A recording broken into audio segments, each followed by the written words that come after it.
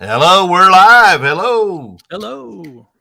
It's me. I'm Bobby. I'm the cap guy in Oklahoma. Miss Angie Resells in Florida, and Mr. Jiminy Flippit in Pennsylvania, Pennsylvania. but a New Yorker. Yes. We'll Proud give of it it a couple too. minutes. Hi, Tracy. Tracy. And we'll give it a few Tracy. minutes, and then we'll get you to introduce yourself because we know Tracy knows you. Tracy, we were just talking about you before we came on about your mom being on the live with you and how funny she was that she wasn't getting rid of anything. You think we were talking about you, but your ears should have been burning, Tracy. No, it wasn't bad. No, it was all good actually. It totally was. Who else is in here? There's some people in here that ain't announced themselves. Who's hiding? They're shy. They do love your mom. I was just talking to Travis yesterday, Bartermania, and he had a 10 millimeter kidney stone removed. Ooh. Ooh. I've had them, but I've never had one that big. No. Man. My goodness. Hello, Sandra. Sandra, Welcome. hey. And hello, Lori, always here. There she is. How you doing, Miss Rural Squirrel? Kristen. Hi, Kristen. I got to learn everybody's name. Although speaking Sarah. of Hey, Sarah. Sarah Burns, she's down in Ada, Oklahoma. Home of, come on, Country Star, come on, The Voice. Garth Brooks. No, Oh, really? Garth Brooks is where I live. Tim McGraw. No, I don't know. He's from Louisiana. Tell him, Sarah. Tell him. They probably have a statue, whoever it is. That's right, Travis. There's a lot of country stars from Oklahoma. I live in Garth Brooks. Oh, Blake Shelton. Okay. Yep. There you go. Let's see who else is here. Oh, wow. Hold on. Man Mountain Metals. If you're into melting metals, this guy knows a lot about it, a lot. But he's into the metal melting now. He made this. It's on my desk. Oh, that's actually very cool. Look how cool that is. That is very cool. But he's really graduated into a lot of figures and stuff. He makes he started off with skulls and things like that, but now he does a lot of intricate stuff. And then he causes fires and stuff too. Wow. Shelton, yes, there you Collateral go. damage, right? That's right. But check Man Mountain Metals out. It used to be Man Mountain Link. He was a big wrestler, and he used to whoop Andre the Giant all the time. Oh, really? Okay. I think he was, but he won't admit it. But anyway, well, we're going to let you introduce yourself to those that don't know who you are. Definitely. And so I'm going to give you the solo layout. Hey, everybody. Boom. Thanks again, Bobby, and thanks, Angie, for having me. My name is Marty. I go by Jiminy Flippit here on YouTube. Full-time reseller, about 3.5 years full-time, primarily on eBay, but I also have a little bit of a presence on Etsy and on I sell records sometimes as well on Discogs. But I really enjoy this. I'm new to YouTube. I've only been on YouTube about 2 months, but we have a live chat show every Monday night that a couple of people I see in the room show up for my show. So it's great to see them come over to Bobby and Angie's channel. I have a lot of varied interests. I'm very into music. I'm also a musician. I play John Lennon with a band called Beatlemania. Again, it's a Broadway production essentially that travels the country and does a full-blown Beatles show, 2 to 3 hours long, multiple costume changes. So between those two things and my lovely wife at her job, we make a good living. We love what we do. And I think at the end of the day, after 30 years on Wall Street, which I hated every minute of, never been happier for the last 3 years or so. That's the abridged version of my story. Thank you, Tracy. Well, I didn't know you were on Wall Street for 30 years. I certainly was. I was in 2 World Trade Center attacks, and I recommend that nobody work in Manhattan anymore. Wow. Yeah. Wow. I should have left after the first one, but I stayed like an idiot. And then. Yeah, that was down in the basement or something, wasn't it? Or down in the first one was area. Correct. Yep. And I was only on the 4th floor, so that one was worse for me personally, like feeling it because it was right under us. Yeah. And I lived here in Oklahoma when the Murrah building got bombed. Oh, did you really? Yeah, and actually saw the smoke. We didn't hear it, but from where I was working for a trucking company called American Freightways, we saw it. Mm. And we went to the memorial service with Billy Graham and Clinton and the governor and all that. Yeah. It was Yeah. Pretty amazing. Horrifying. Yep. Yes, big musician. I thought I was a big, not a musician into music, but I do sing in my car. Well, there you go. That's how it always starts, right? That's That's right. Either the bathroom, the car, the shower, any combination of those. There you go. She likes putting a face with a name. Mm. That's my problem is I can't remember names, but if I see you, last week I was at a yard sale and the lady goes, "There's a Cap guy," and I was like, "Who are you?" And I remember faces, but I don't remember names. I'm bad about it. I'm kind of the same way, to be honest with you. Hey, Van, welcome. Thanks again, Van, for the free stuff he got me. And me and Angie will be getting a box here in a little while, and we're going to do it again because he likes giving stuff away. All right. Yeah, that's amazing. Got me into listing print ads. Yeah, I just started selling photographs, and man, I was shocked at how good those do. Oh, my goodness. Yeah. World War II. Oh, sure. Yep. That's the best. Yeah. Yep. Best for print ads, too. World War II era, probably the best selling. Yep. Wow. And I actually have some print ads from Albuquerque right here that I haven't figured out yet, but they're more advertising ads. Yeah, yeah. And they're like stores that probably don't exist, and then you see a Dairy Queen and stuff like that, and I'm like, holy smoke! I have a 6-part video series on my channel all about print ads. You need to watch it. You need to cut those up and make some money, Bobby. Something I don't know nothing about. Is that a swim cap? Easy to learn too. And a lot of people have them lying around. What is that? A shower cap? It's a swim cap I bought on an estate sale the other day. Kind of look like the cone heads, don't I? But I thought somebody said they sell, and then I realized the strap was broken. So guess who's going to get this hat? JT, and he ain't going to like it. Well, I've never tried to put it on before till just now. Can you tell? Hey, Eric, Mr. Video Game Guy. Eric. One of these days, Eric to come on alive. Sandy in Alabama with the $1,525 plush. Oh, I saw that. Isn't that crazy?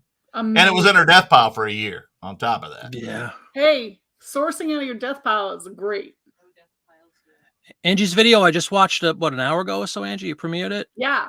That 60s, would you put mod 60s shower curtain or something? Because there was no brand. I thought it was genius. You used some really good words there. Mod. Thanks. 60s, the floral. I like it. In like a couple hours, I was like, oh, too cheap.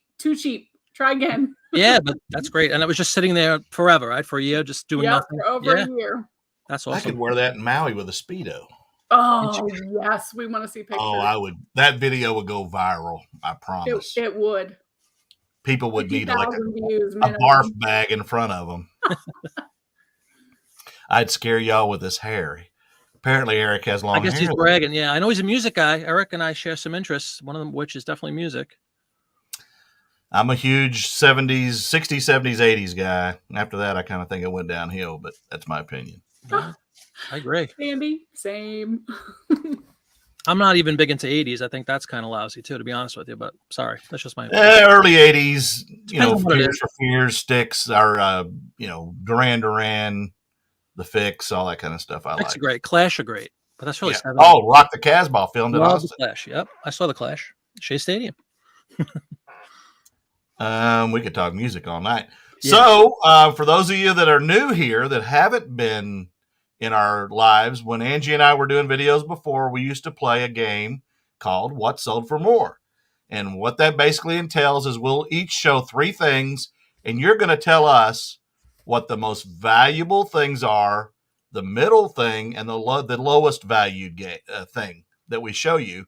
And we take turns, and we'll do 2 rounds. And we want viewer involvement. So you're going to tell us 3, 2, 1, 1, 2, 3, whatever you think it is. And then we'll show you in reverse, the lowest to the highest. So we'll get started, and we're going to let our guests go first. So, Of course you are. Yeah. When I show them in any, I just want to get clarification because I wrote down my little. Any order. We want you to show them in any order. Right, exactly. Any order. But then when we actually present the pricing, we go from lowest to highest. Yes. After they guess. Okay. All right. Round 1. Did I mention I'm a Beatles guy? I'm a Beatles guy. What we have here is the Beatles Anthology series on video, VHS box set. Came out in 96, right after the TV special, for those of you who remember. I hope a lot of you do. In November of 95. Beatles were on ABC, the anthology series. I think it was 3 nights. I taped those too. But then the full video series came out on VHS in 96. It's from Apple Records. Has a quasi, there's a little bit of a barcode remaining, but it's really nice. It's a 8-volume set on VHS. All right. So that's item number 1 for your consideration. Okay. In my eBay store, we sell a lot of Disney items. My wife and I are Disney fanatics too. We have a lot of interest. So Beatles and Disney, that's your top 2 for me. Music, Beatles, Disney. This would be, if anybody's familiar with Walt Disney World and been on some attractions, you might know who that guy is. Does anybody know who that is? Bobby, Angie? I would say Scrooge, but I don't know. No. You know the Grim Greening Ghost? You know the Haunted Mansion ride? Oh. This is one of the Grimming. Oh, I'm sorry. My green screen is going wacky when I go close. So anyway, that's one of the Grinning Ghosts. It's a popcorn bucket from Disney. It's still sealed. Never been opened. It lights up this way. It lights up. You open its head, you put popcorn in it. It plays music and it lights up. Okay. His name is Professor Phineas Plump. All right, so that's your second item. It's about 9 inches tall. Okay. Sealed. And then back to the Beatles, but in a different form of media. 2 CDs. Live at the Star Club, Volume 1 and 2. The Star Club was in Hamburg, Germany. It's kind of where they got their start before they were super famous, but it's where they cut their teeth musically and got really good. So these are from 91, the original. And they're not bootlegs. They're an official release, but they're not part of like the Apple catalog. They're not part of Apple Records. They're known tapes. They're one of the earliest tapes in existence of a Beatles live performance. Okay. 2-disc set. And there you go. All right. So everybody put in your guesses. What order from the most valuable to the least? All right. I put my guess in. I'm doing mine now. Okay. Oh, Travis, we were close.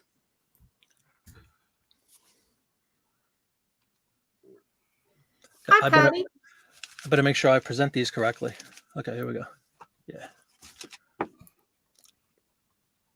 We are all over the place. Hello, Patty. Jimmy, you're probably wrong. You guessed the same as me.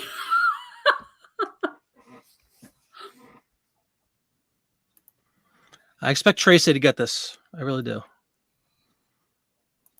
Tracy's good at comps, and she has a keen eye for values of stuff.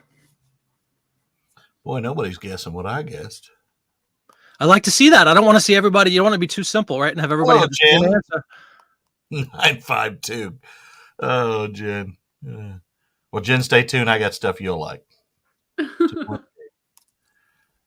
Yep, you can change, Jimmy. The opposite of what Bobby says. Yeah, okay, whatever, brother. Yes, you can change it whatever you want. All right, Mr. Marty, tell us from the lowest to the highest. What really all right. Well, tell the truth. I am going to tell the truth, and I'm pretty aggravated by the lowest priced one because we spent a lot of money on it. That would be this guy. Oh. I'm right so far. So how many people are out right out of the gate? Because I thought we bought not a bunch. We bought like 5 or 6 of these on a trip to Disney. I think it was in 2019. And recent comps, this guy is as low as $10 now, like between 10 and 15. Oh. Not good. So we're gonna hold these and hope that they have a resurgence in value. In the middle, make sure. We love you, Van. Would be the box set, which is again, it's a pretty wide range, but between $15 and $25. Which, to be honest with you, surprises me because I know there's always this resurgence, and stuff that's like old media, like VHS and now CDs and old cassettes, and records are worth a fortune now, right? Vinyl. This is only like $15 to $20. Now, if it was sealed, it'd probably be worth a fortune. Yeah, well, no, I thought so too. There were a couple of sealed, and the same thing, like $29.99. Like it really wasn't worth that much. They're also, why they came out on DVD in 2003. And the DVDs are worth more, obviously, the better quality, and they have like some extended features that aren't available in this one. It's just kind of like bare bones, relatively speaking. That's probably why it doesn't, command the value I hoped it would. Right. And then my number one, As a set, some of them go like I just saw this one sold for $40 on its own, like a week or two ago. This one sold for about $20. So I'm saying I'm conservative, 40 to 50 I should get on these two. Nice. Cool. All right. Eric said he got it. So did he? I'm not surprised because Eric knows VHS and CDs. Right. Before we go any further, I'm going to show y'all. I made a buy from Van, and for those of you who haven't seen my videos, and Van's family runs a food pantry for 40 years in Chicago, and we do deals all the time. Angie's received some stuff from him. I received some of it. I buy, some of it he sends me. But he had 4 of these new old stock 1985 Rambo First Blood 2, which in First Blood 1 he was not known as Rambo, or he didn't have Rambo in the title of the video. Right. And then, of course, it's a Thorn EMI HBO type thing. These are sleeveless. He made me a really good deal, and I bought them all. He had 4 of them, and they've never been worn. But nice. Some of them. I may keep one of them. Yeah, you're going to have to. Eric will probably look good in one of them. But anyway, Angie, you ready? Thank you again, Van. And Angie, let's go to you. Okay. Let me see what I have here. Okay, I'm doing something.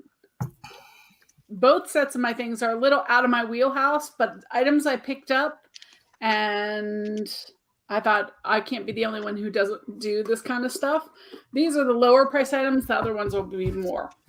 The first one are these brass vintage bookends. They're made by PM Craftsman. Oh, there we go. You can see it. And they're a set, same thing, super heavy. So that's item number 1. Item number 2 is this Norway serving dish. It's called Vintage Norsk Egersund Norway serving dish. You know what that means to me? Nothing, words, but Norsk. And here is the bottom. You can see it. It is stamped. That's Norwegian. Yeah, it says Norway right on it. Right over on this side, Norway. Hey, Tommy. But let's see. And then the last thing is this Limoges diffuser. Lamp Mason Limoges diffuser. Has a thing that comes off. And here is the bottom. So what do you think? Which one most to least valuable? I got my guess in. Kristen says if you can't say it, it must be valuable. I just don't do collectibles or anything like that. And once in a while, I'll find stuff and I'm like, okay, I'll take a chance on it. And Hi, Miss Journey. It was definitely a learning experience for me too. Were those bin finds? Great murder weapons. Yes, every single one of those was a bin find. And Tommy, good to see you. Creaker is here. Hey there. Hey, Creaker. And Journey. Hey. They're all sneaking in on us. Eric says brass is worth $1. My girl Patty sells a lot of breakables. In my mind, breakables. Maybe not the way she packs them, but so she knows this stuff probably better than we do. Well, I know she knows it better than I do. Bobby, did you put yours in? Yeah, mine was the first one in. Nice. Hello, Travis. Hello, Tracy. Travis. Hey, guys. Welcome, welcome. Welcome. Tracy, I was watching your live the other day. It looks like you're getting all settled into your new house. So congrats. All right. Well, let's go ahead and do lowest. The lowest is this right here, which is the Norway serving dish. It is worth about $27, but I paid like 70 cents for it. So that's pretty awesome. The next item would be these. And they're actually heavy, but I got them for $3. I said, will you give me a deal since they're so heavy? But they actually sell for about $40 on eBay for the set. And then finally is this Limoges diffuser. I still don't even know what that means. It's French. It's got to be worth money. Yeah. The So move. it's worth about $50. And this I paid like $1.50 for because my bins goes by weight of 79 cents a pound for anything that's glass, and all of these were considered glass. Yeah, I got one right. And I know nothing about that stuff either. So, No. All right, I guess I'll go up. I got 2 rounds, and I got to figure out which way I want to go first.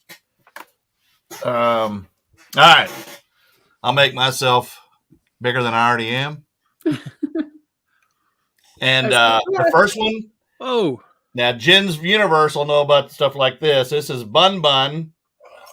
Please don't get that confused with me. Funny Bones. Well, that you can. And yeah, here's a plush. I picked up a bunch of anime stuff this weekend at a yard sale. The couple's moving to Japan to teach English for 5 years, and they speak Japanese. So that's one of them. The next is another one of the figures. This is the only one that was out of the box. This is Hansune Miku. It's a colorful drop anime figure. It's PVC. And yeah, pretty cool. A lot of people are into anime, manga books, all that kind of stuff. So I know Jen will know about that stuff. Jen knows a lot about buns, apparently. And the last one I picked up from a local yard sale in my neighborhood a couple weeks ago. I haven't even listed this one yet. Whoa. It's a limited edition Link from Zelda figure. And the only thing wrong with it is missing the protective plastic on the front, but that's okay because it's still new in the box. And I bought a bunch of that kind of stuff. So tell me which one is the most valuable to the cheapest? Most valuable to cheapest. Nope. I made a mistake on mine. Sorry. No, I did not. Does that start tomorrow? Because if it does, I'll be there. It's 15 minutes from me. No, honey. Okay, some people are guessing the same as me, so I feel better. Boy, everybody's got their guesses in. All right, here we go. The lowest valued one is what? Yep. Now, some of the stuff I got, of course, I had to Google all this stuff because I know nothing about this stuff. My granddaughter's huge into cosplay and anime, but I don't have her here to help me. So he's worth about $26.99 pre-owned plus shipping because I don't do free shipping.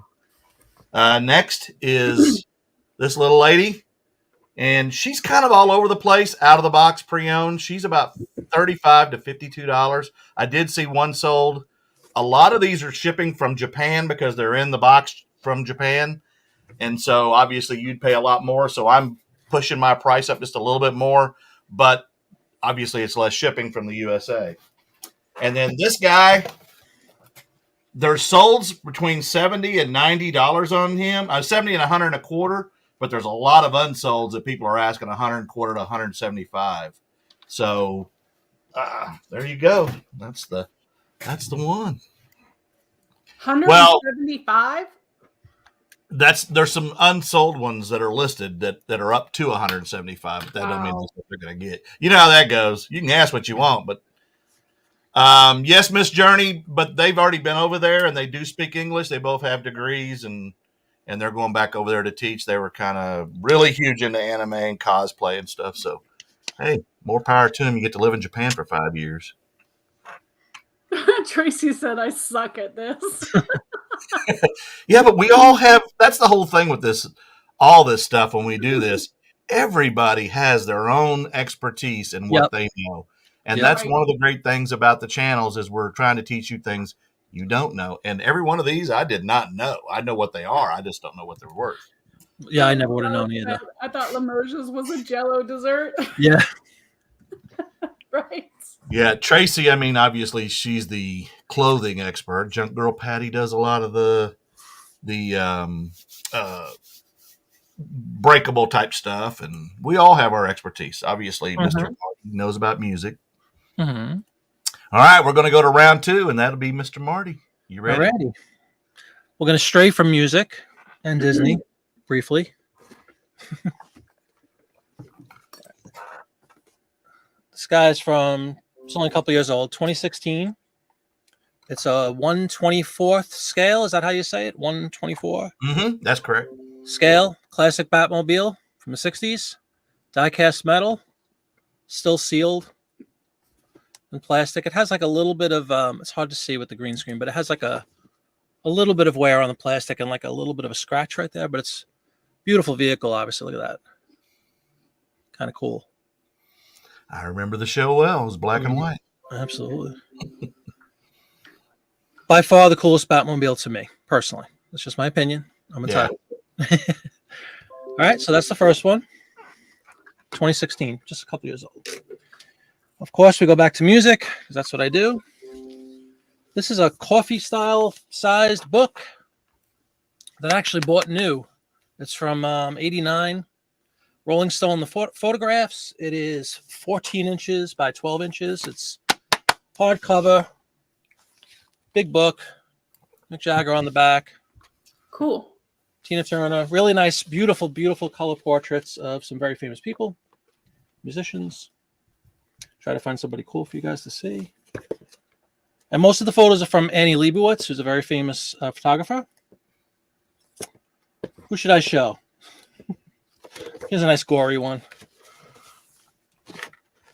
Mr. Pete Townsend, after one of his incidents with the guitar. He put his hand through it. You know, he does the famous trick with like the whirlwind thing with his hand. Oh, right. I saw them on their first farewell tour with Mellencamp and Loverboy in 1982 in San Diego Jack Murphy Stadium. Very cool. Yeah, I saw them a few times too. I saw them in, they did the Tommy, the whole Tommy show in 89. It was the 20th anniversary at Shea Stadium. I saw that. Giant Stadium, excuse me. Great. It was a good show. But then Pete couldn't hear at that point. So like he had like a 20-piece band on stage playing his guitar parts. It was kind of strange. All right. And last, we go back to the well with Disney. As you see, totally sealed, still has styrofoam. This is a, try to get up close for you. Every Christmas time they have what's called Mickey's Very Merry Christmas Party. And these are collectible pins to commemorate that event, which was in 2019. And what's ironic is because of what happened the next year and last year, they don't have this party anymore. So this winds up being the last one. Whether it's going to come back is debatable, but I'm hoping that adds to value. But I have a couple of these, and it comes with certificate of authenticity on the back. You can see they only made 500 of them. Okay. And it's just 6 pins, 6 little Disney pins, Christmas themed. Okay, we got guesses. We got, Tracy apparently likes my guess, or I like hers because I was right after. All right, there's my guess. Guess away, everybody. Guess away. We should win a prize if we trick people. There should be a role reversal. We'd be giving away a lot of prizes because a lot of people miss these. Yeah. When we did these before, it was rare that people got them, but some people, had them, but some people were good at it. And yeah, I was hyping Tracy up, and then she tells everybody she sucks. I don't know what that's about, but I'm like, here's a girl who knows her stuff. Hi, Adam's Exploits. Yeah, he just got off his live.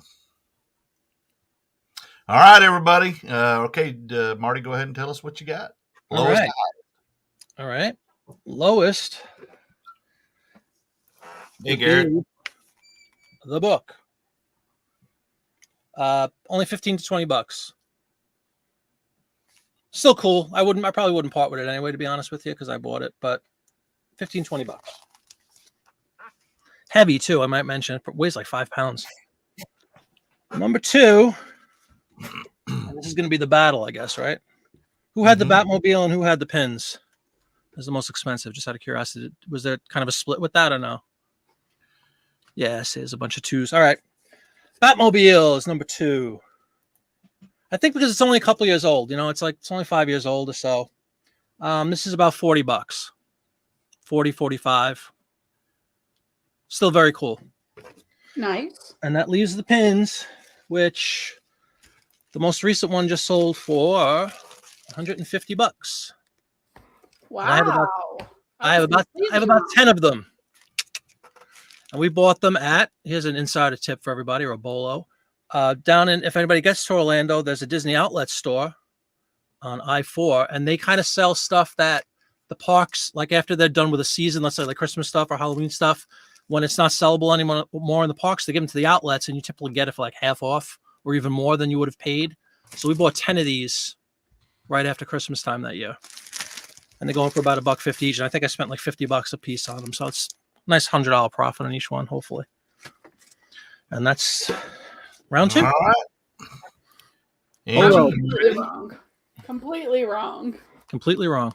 Yeah. Oh, my turn. Mission accomplished. Mission accomplished. Okay. So I am going to show my next 3 items. The first thing, some of you have seen this. I showed this before when I got it. It is an opium pipe. Ooh. It's vintage, brass, and I almost think it's like mother of pearl around here. It's pretty cool. It has all the, this is the pipe. It comes out. Is there opium in it? That will help us make a decision. Opium.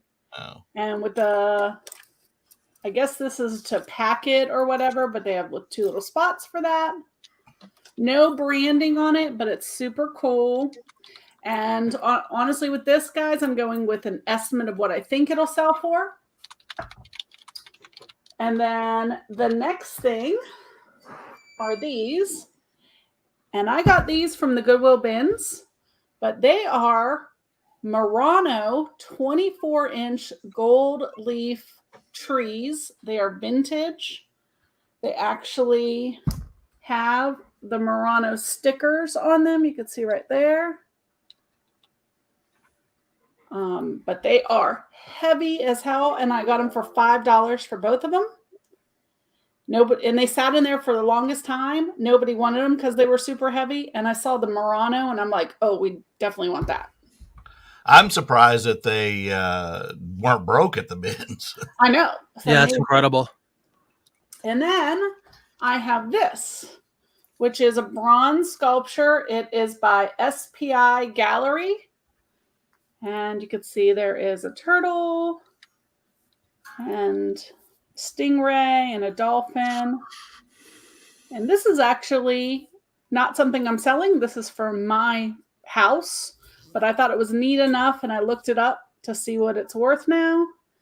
And there you go. That's item number 3. All right, everybody, throw your guesses in there. You'd think because she has dolphins in her backyard, she wouldn't get rid of that, but no, that one I'm not getting rid of. That's from my house. So. I know, but you got dolphins right out the door. Oh, she's got the real thing? Well, she lives near the beach. Ah. I'm probably going to use, this is to answer Adam, which, by the way, hi, Adam. I'm probably going to use Rachel Strickland's thing, her idea, which is to get a mattress pad and wrap it in mattress pad. Her and her husband did some glassware and drop kick the box and everything, and nothing happened to it. It's just super, super padded. It's like the squishy, with the pockets all in it, and that held it in perfectly. So I'm probably, when I do sell them, we'll go ahead and buy that just so that it's really super protected. And obviously it's going UPS because they're both 24 inches. So I'm definitely not going to trust it with the post office. Oh, and double box. Yeah, obviously. I'll do that too.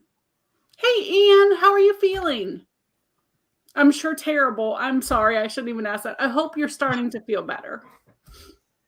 Ian just had to have, she got injured and has to have surgery and everything. And she just having one heck of a month.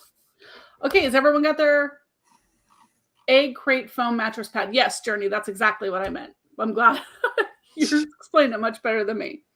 Okay. The least expensive item is the opium. I think it will probably sell anywhere from $75 to $100. Oh, I'm sorry you're bad, Anne. I feel so bad. Well, I hope you start to feel better soon.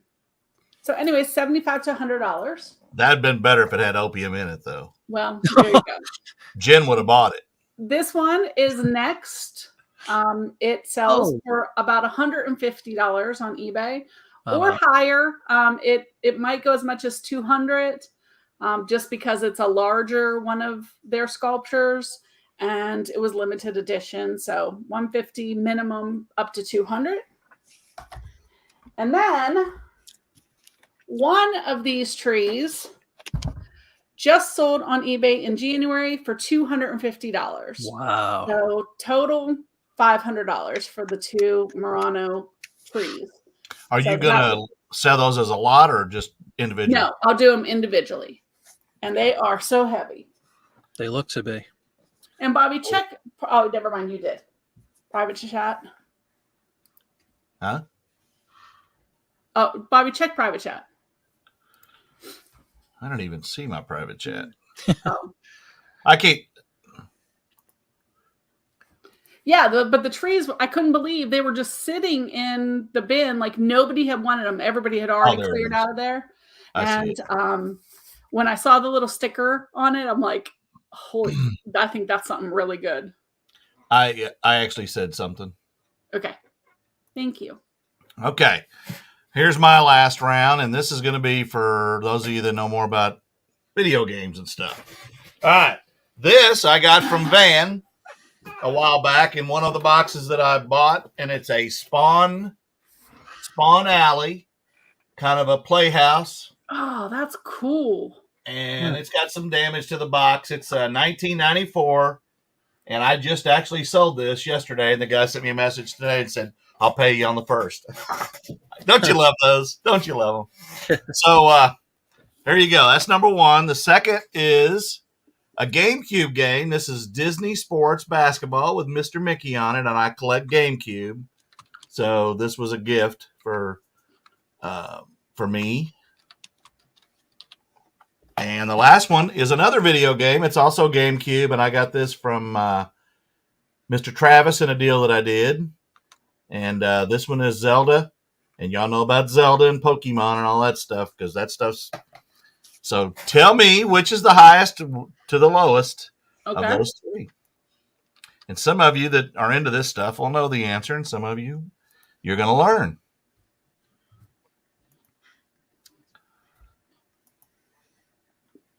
And isn't that the goal, Bobby? Huh? Isn't that the goal, that everybody learns something? Yeah, it's the fun part. Is for those of you that don't sell this kind of stuff, this is when you see it, you'll know what you're looking at. I'm taking notes. Kicking and grinning. Hey, welcome. Hey, what's going on, John? John, the new storage man. Him and Jimmy are doing their lives now. If y'all hadn't seen them. Oh, really? Yep. Jimmy, Dark County Picker. Oh, right. All right, everybody. The lowest is actually this. I just sold it for $55, and it's going to cost about $33 to $38 to ship it. So that's that. $69.99 is what this just sold for. It's the double disc GameCube. And obviously, for those of you who don't know, if you have the manual and the inserts and the game, actually, I grabbed the wrong one, but they're both on this disc. I have the other ones, the double disc. But if you have the manual and everything, they're more valuable than they are without the manual. And, of course, obviously, if you got the original boxes to any of those kind of systems, they're worth a lot more. This little guy right here is one of the rare ones. And, again, a lot of this stuff is because it wasn't that popular when it came out.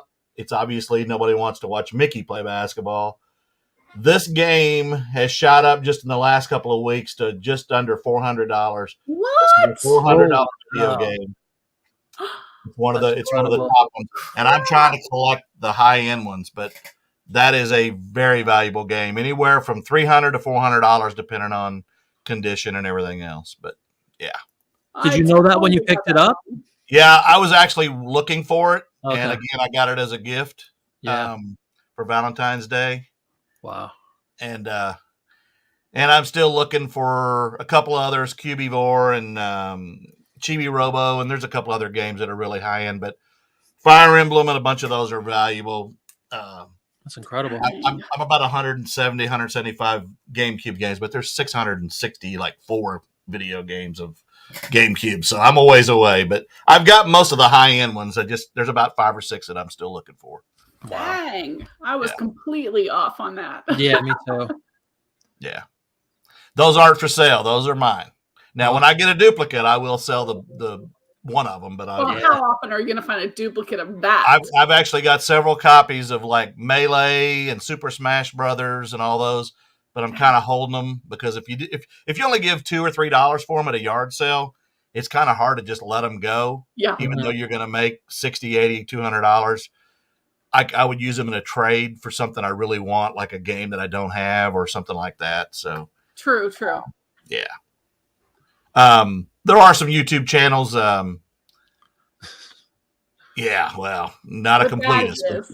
A lot of my games are not completist. I don't care if they're complete because I don't play games. I don't play video games. I play games a lot, but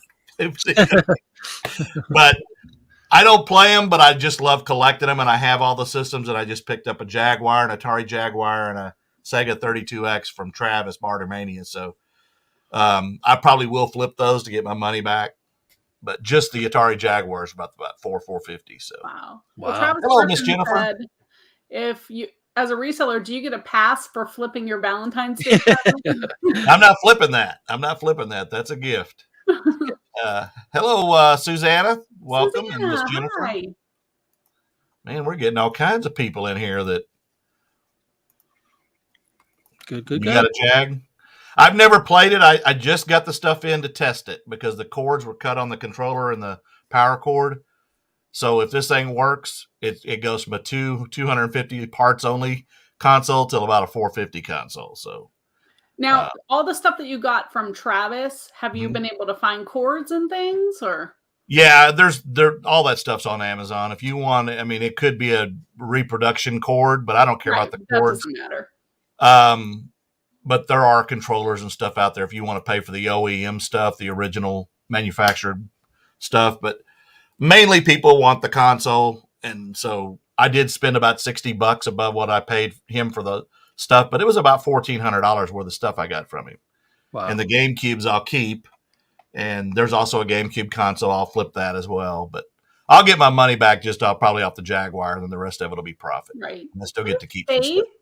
It's fantastic. Hey, Faith.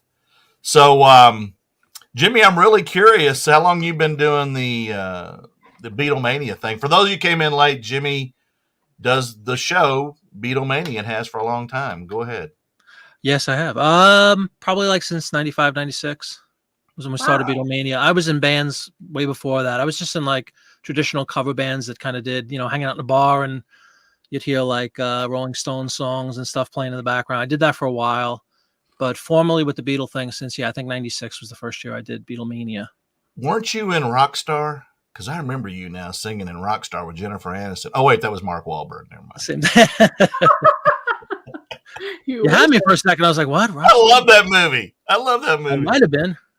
Yeah, but that's kind of how it started. It was just like a bar band thing. And I was working in Manhattan and there was a place called Stone Street Cafe, which was just a block away from where I worked, and we were kind of like the house band on Friday nights there, and that's kind of where I started playing on Friday nights after work and stuff. Yeah, and that was not like Ringo. No, Alex asked if you're Ringo, but you're not. Tell them who you are for those that came in late. John Lennon. Wow. Yep. Awesome. Yeah, and it's a full production. Like for those two, you said that just came in recently.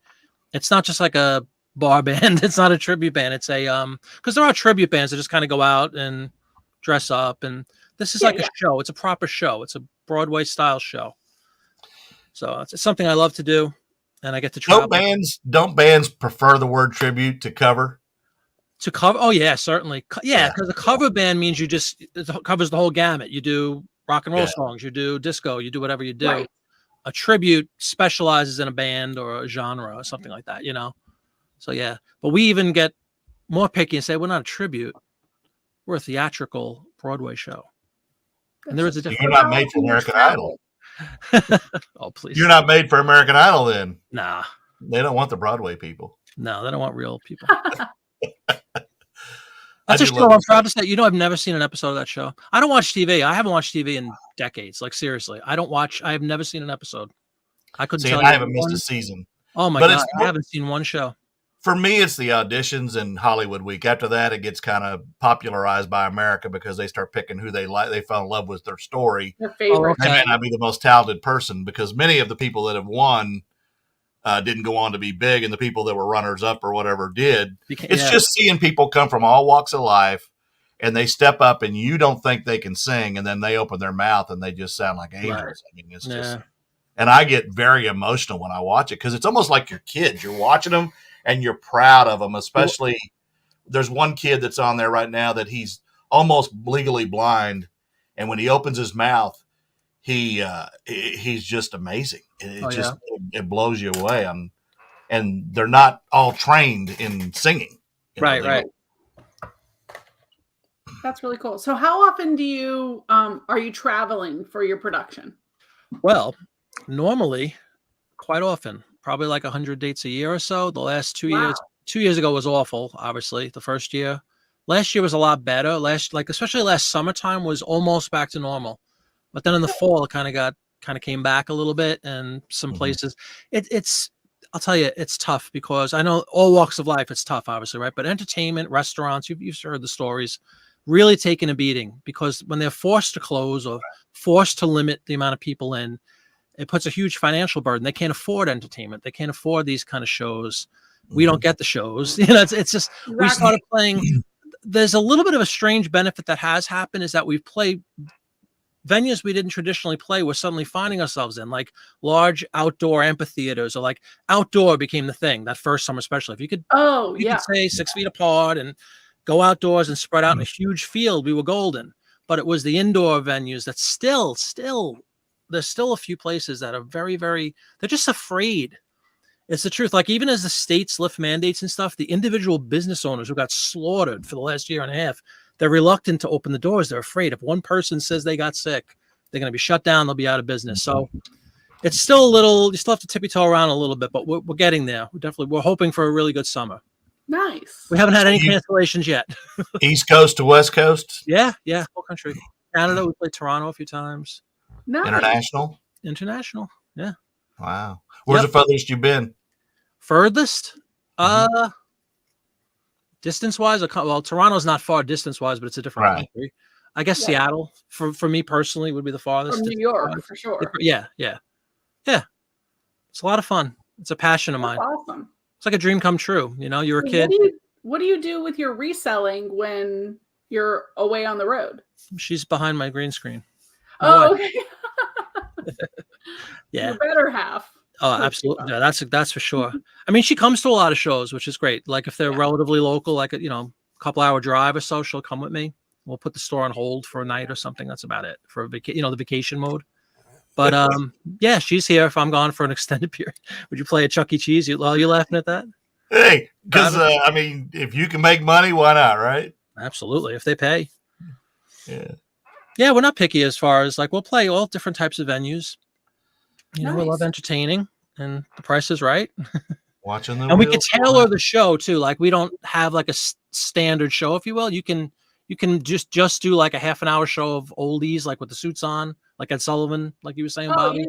Or you could do a full blown like 4 costume change, 3 hour extravaganza, and everything in between. So we do private parties for people sometimes, or we'll do, like I said, those big outdoor things with 10,000 people and everything in between. So it's now. really Do you switch off from the Beatles or just play the Beatles at those private functions? Oh no, the Beatles. Yeah, it's Beatles shows. Yeah. What's your favorite Beatles song then? There's no, it changes every minute. If I had a gun to my head, it would be Day in the Life, which is on Sgt. Pepper, if you're familiar. Oh, yeah.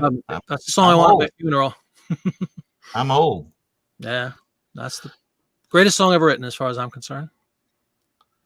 As long as they don't pay in pizza. Well, if it's good pizza. Not Texas pizza. Oh, but seriously, folks. I would say My Sweet Lord is a big one for me. Yeah, but that's a lot of, music is memories for us. Absolutely. Everybody's, no matter what genre you listen to, it's where you were, who you were with, what you were doing. That's very things true. That happened to you. I mean, when I hear 10 cc's I'm Not in Love, I was 16 in driver's ed. So as soon as I hear it, I think of driver's ed. Yep. I'm the same way. Yeah. Absolutely true. Angie, what's your favorite Beatles song? You have one? Good answer, Rutan. I like that. I would say, what is it? Who's getting all Long these and sales? Winding Road. Oh, really? Yeah, I think Yeah, I love that song. Oh, that's I mean, cool. obviously everybody loves Hey Jude and Let It Be and stuff, but I like the Long and Winding Road. Yesterday, Good answer. all my eBay sales got better today. Couldn't get much worse. Yeah, Monday was bad. Yeah. Thank goodness. The last 2 days have been good. Then your favorite song should be Help. Yeah. Yeah. Help. I need some sales. Help. Not just any sales. Oh, Yeah. Eleanor Rigby. That's a good one. I need Murano glass. Eleanor Rigby's a great one. Travis. I'm impressed, young man. It's a good song too. Yep. Yeah. There's so many. So the wheels go round and round. That's not up there. Watching the Wheels. No, that's John Lennon solo. Yeah, I know. Yeah. That's a great song. I actually did a video of that myself on his birthday for when he had his 80th birthday. I did a video of that. I recorded it. What's the name of the musical Beatles movie they made? Beatlemania.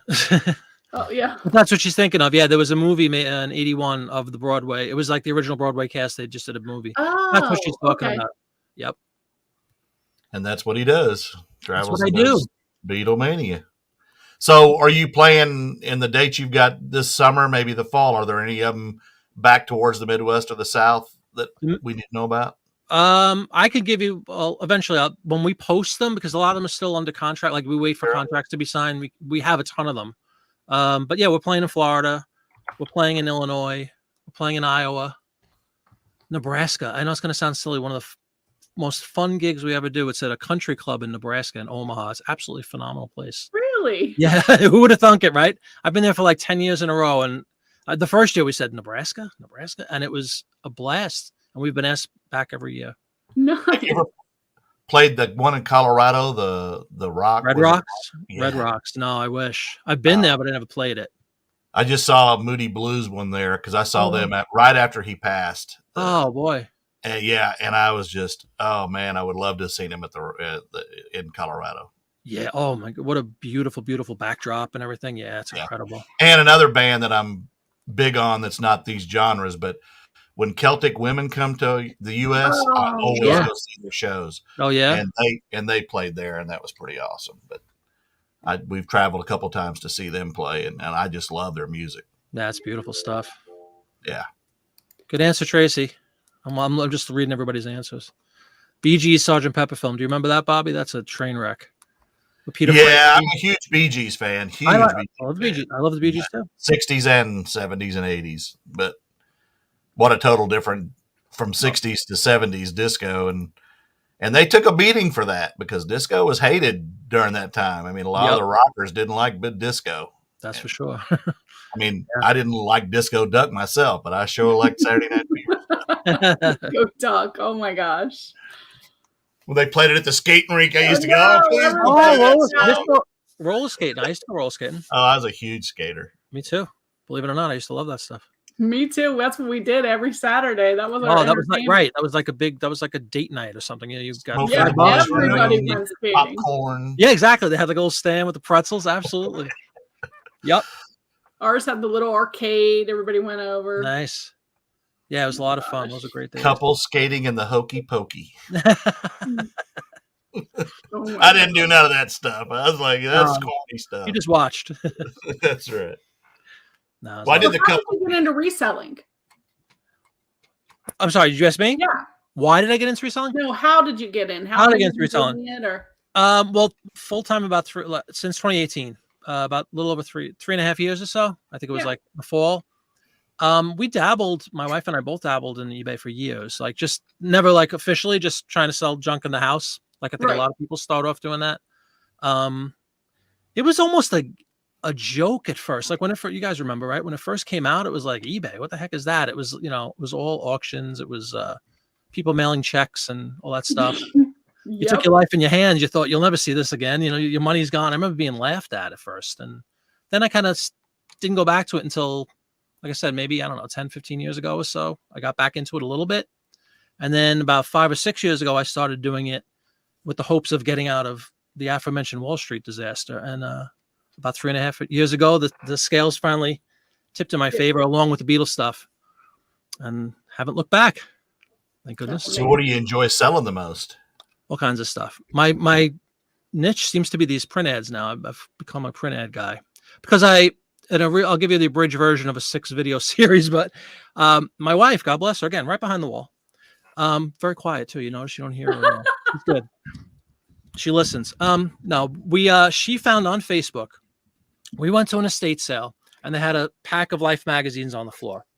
And she found it, and one of them was JFK on the cover. And then me, foolishly at the time, not knowing, I said, "Oh, Kennedy! Oh my God, that's gonna be worth a fortune! Grab it!" And I think they were like $1 each. The magazines, we got like a stack of, I think, 10. Right. And I was on YouTube, and I've said this in my video. I don't remember whose video I watched, but I was just looking up Life magazine or something like that to try to learn values of it. I didn't know anything about them. Well, long story short, I saw some guy say you could sell the ads within the magazine for 10 times more than the magazine. I'm like, really? So I start thumbing through. And then what I said foolishly, I thought Kennedy was worth so much money. It's worth nothing because everybody had a Kennedy magazine. Everybody, it was so mass produced when he died. Like things that you think are going to be valuable. Oh, I have a Elvis. Everybody had Elvis. Everybody had the Beatles. Everybody had it. It's the rare stuff that sells. Scarcity equals value, generally speaking, with most things, right? Like that video game. Yeah. So anyway, with the print ads, my wife found on Facebook Marketplace when we had the 10, she's like, we got to find more of these magazines. My God, we can make thousands and thousands of dollars. So she was on Facebook Marketplace and she found somebody in Pittsburgh, which is like a 6-hour drive from my house, 5-hour drive, was getting rid of, I think it was 600 Life magazines for $350. Wow. Which quick math tells you it's less than 50 cents a magazine. Yeah. So we loaded up the Jeep. I took one of my daughters with us and we drove out there 6 hours. It was like a young couple. He was a sports collector guy, a baseball card collector, and he had stacks of them. And he said one of the baseball collections that he picked up, they just threw in the magazines as like a freebie. He's like, they're taking up space in my garage. I want them out of here. So I was like, ho. We loaded them up, literally turned around, drove 6 hours back home. And that was about 2 years ago. I still have some that I haven't gone through. But these magazines, this is open to anyone. If you watch my channel, you know my story, but you can make a fortune on these magazines. I mean, I'm talking like no exaggeration. If you get 20 decent ads out of a Life magazine, you can make $300, $400 on one magazine easily. So you're just cutting out. I'm physically watch the video, Angie, and you'll see the step by step. But no, seriously, yeah, you do. I will definitely. Seriously, yeah, it's great. Yep, crazy. Carefully cut, of course, very carefully. Yeah, obviously. And remember when Bobby showed whatever he had, and it was like a series of smaller ads? You could do that. Yeah. Or like you got probably have a million of them right next to me, but you open up a Life magazine, these things are 15 inches tall. They're like little mini posters.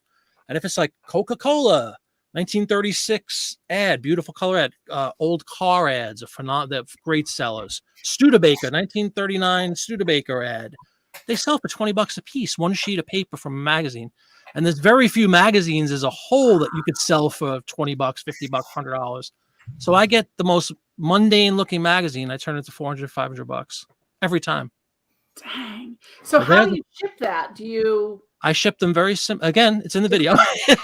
But I bought these rigid mailers. They accommodate the biggest magazines I have are Life. I don't just do Life. I have other ones, but they are, I think, 15 inches tall by 12 wide.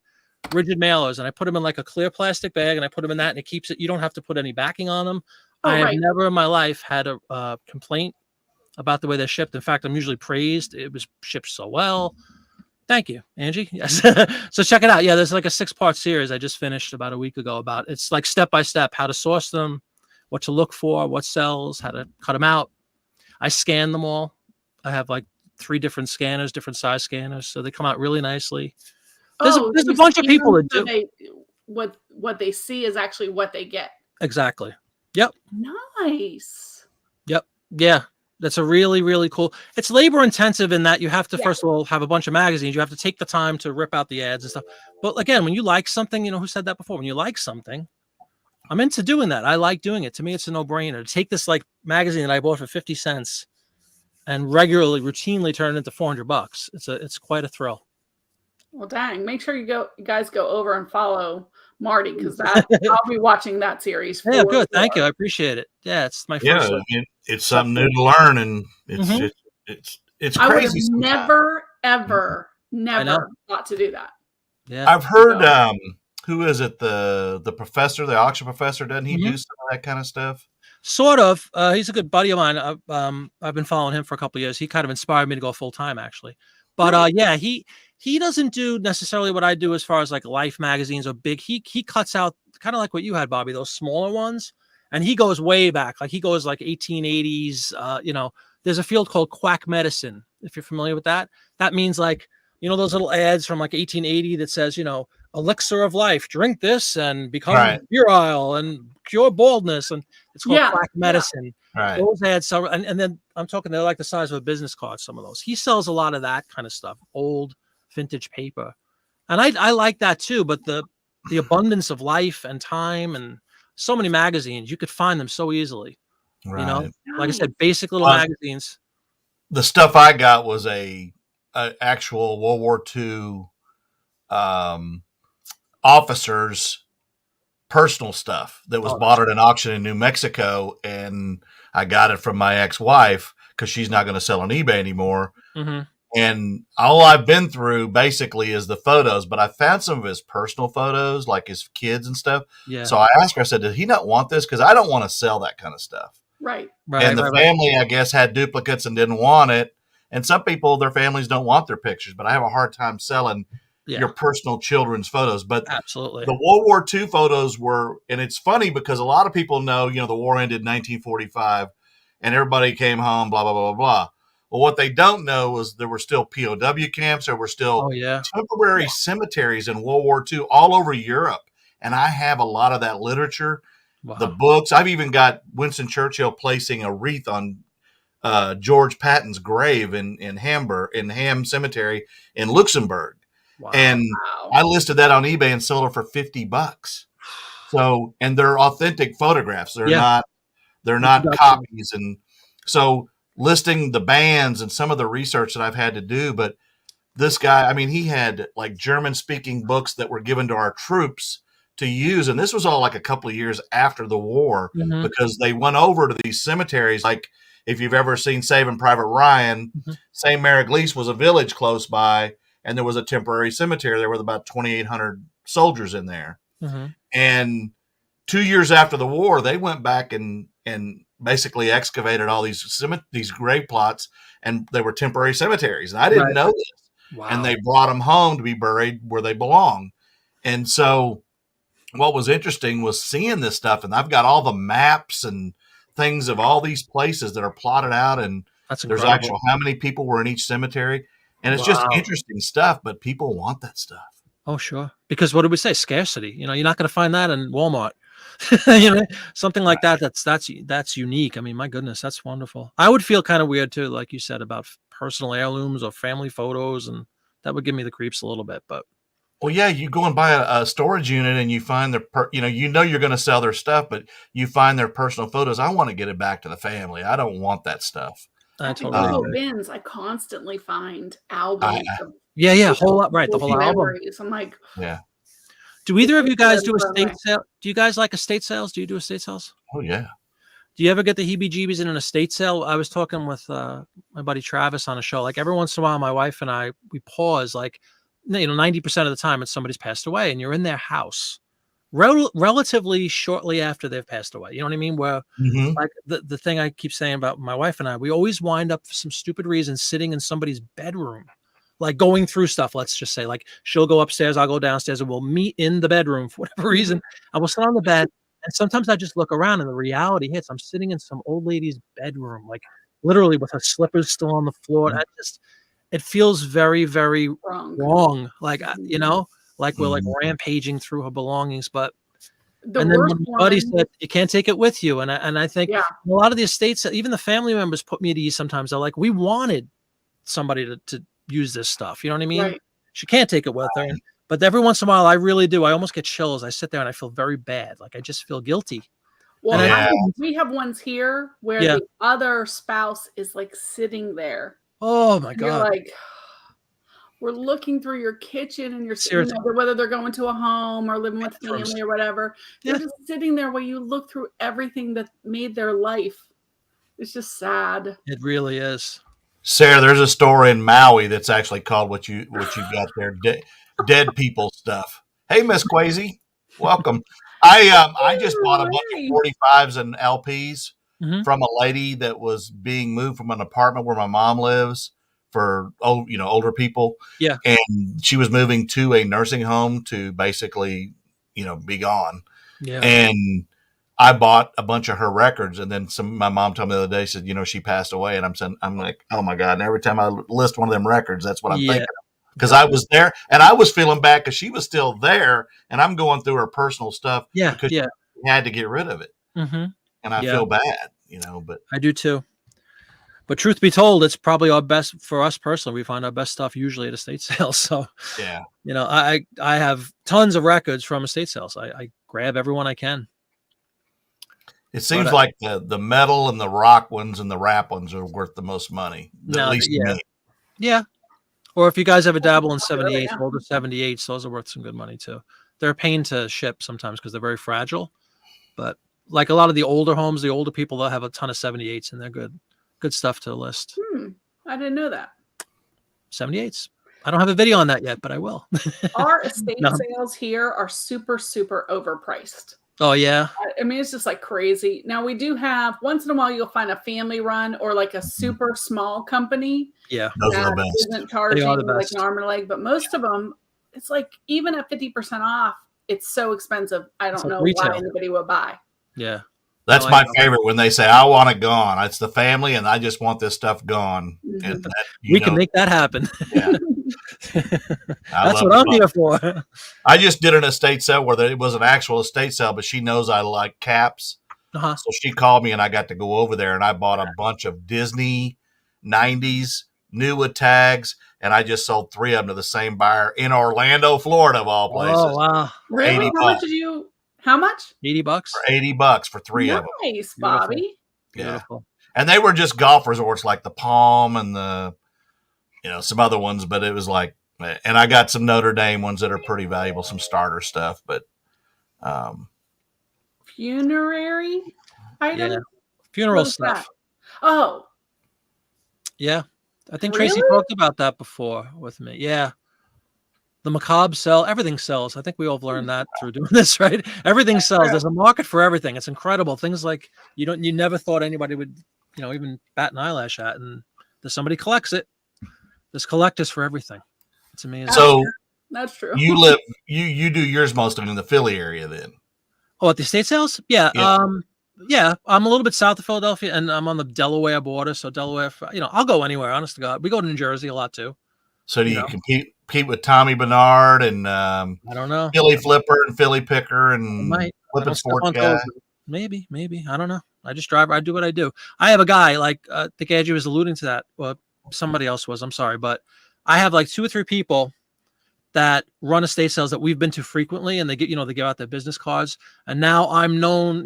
We like magazines, we like records. So like this one guy, especially great guy, he'll literally just text me, "Hey, we have a sale on Saturday at such and such address. I put away like a stack of records for you. That's the best in the world.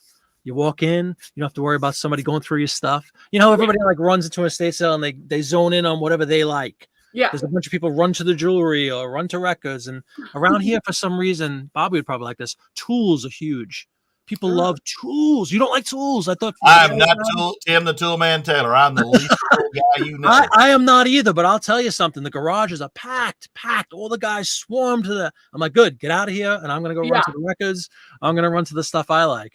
The guys run for typically the older men. They'll run for jewelry and they run for tools. I run for ball caps and video games. There you go. And action figures. That's cool. Yeah, that's great. Sarah said she bolts at estate sales that have the eBay printouts of what things are listed for. You just turn around. And you're like, waste of time. I hear people talk about that. I never run into that. I haven't either. Much here. I would walk away though. I'm outspoken, so I will tell them real quick. Let me look up what it sold for real quick. Right, I want to show you that you're listening. Exactly. My first question is. That's so true. Miss Q, I think the same thing. Why are people searching for this? And then when you find that weird thing and it's selling for super high, you're like, why? You guys must have yard sales all year round, though, right? In the South, pretty much.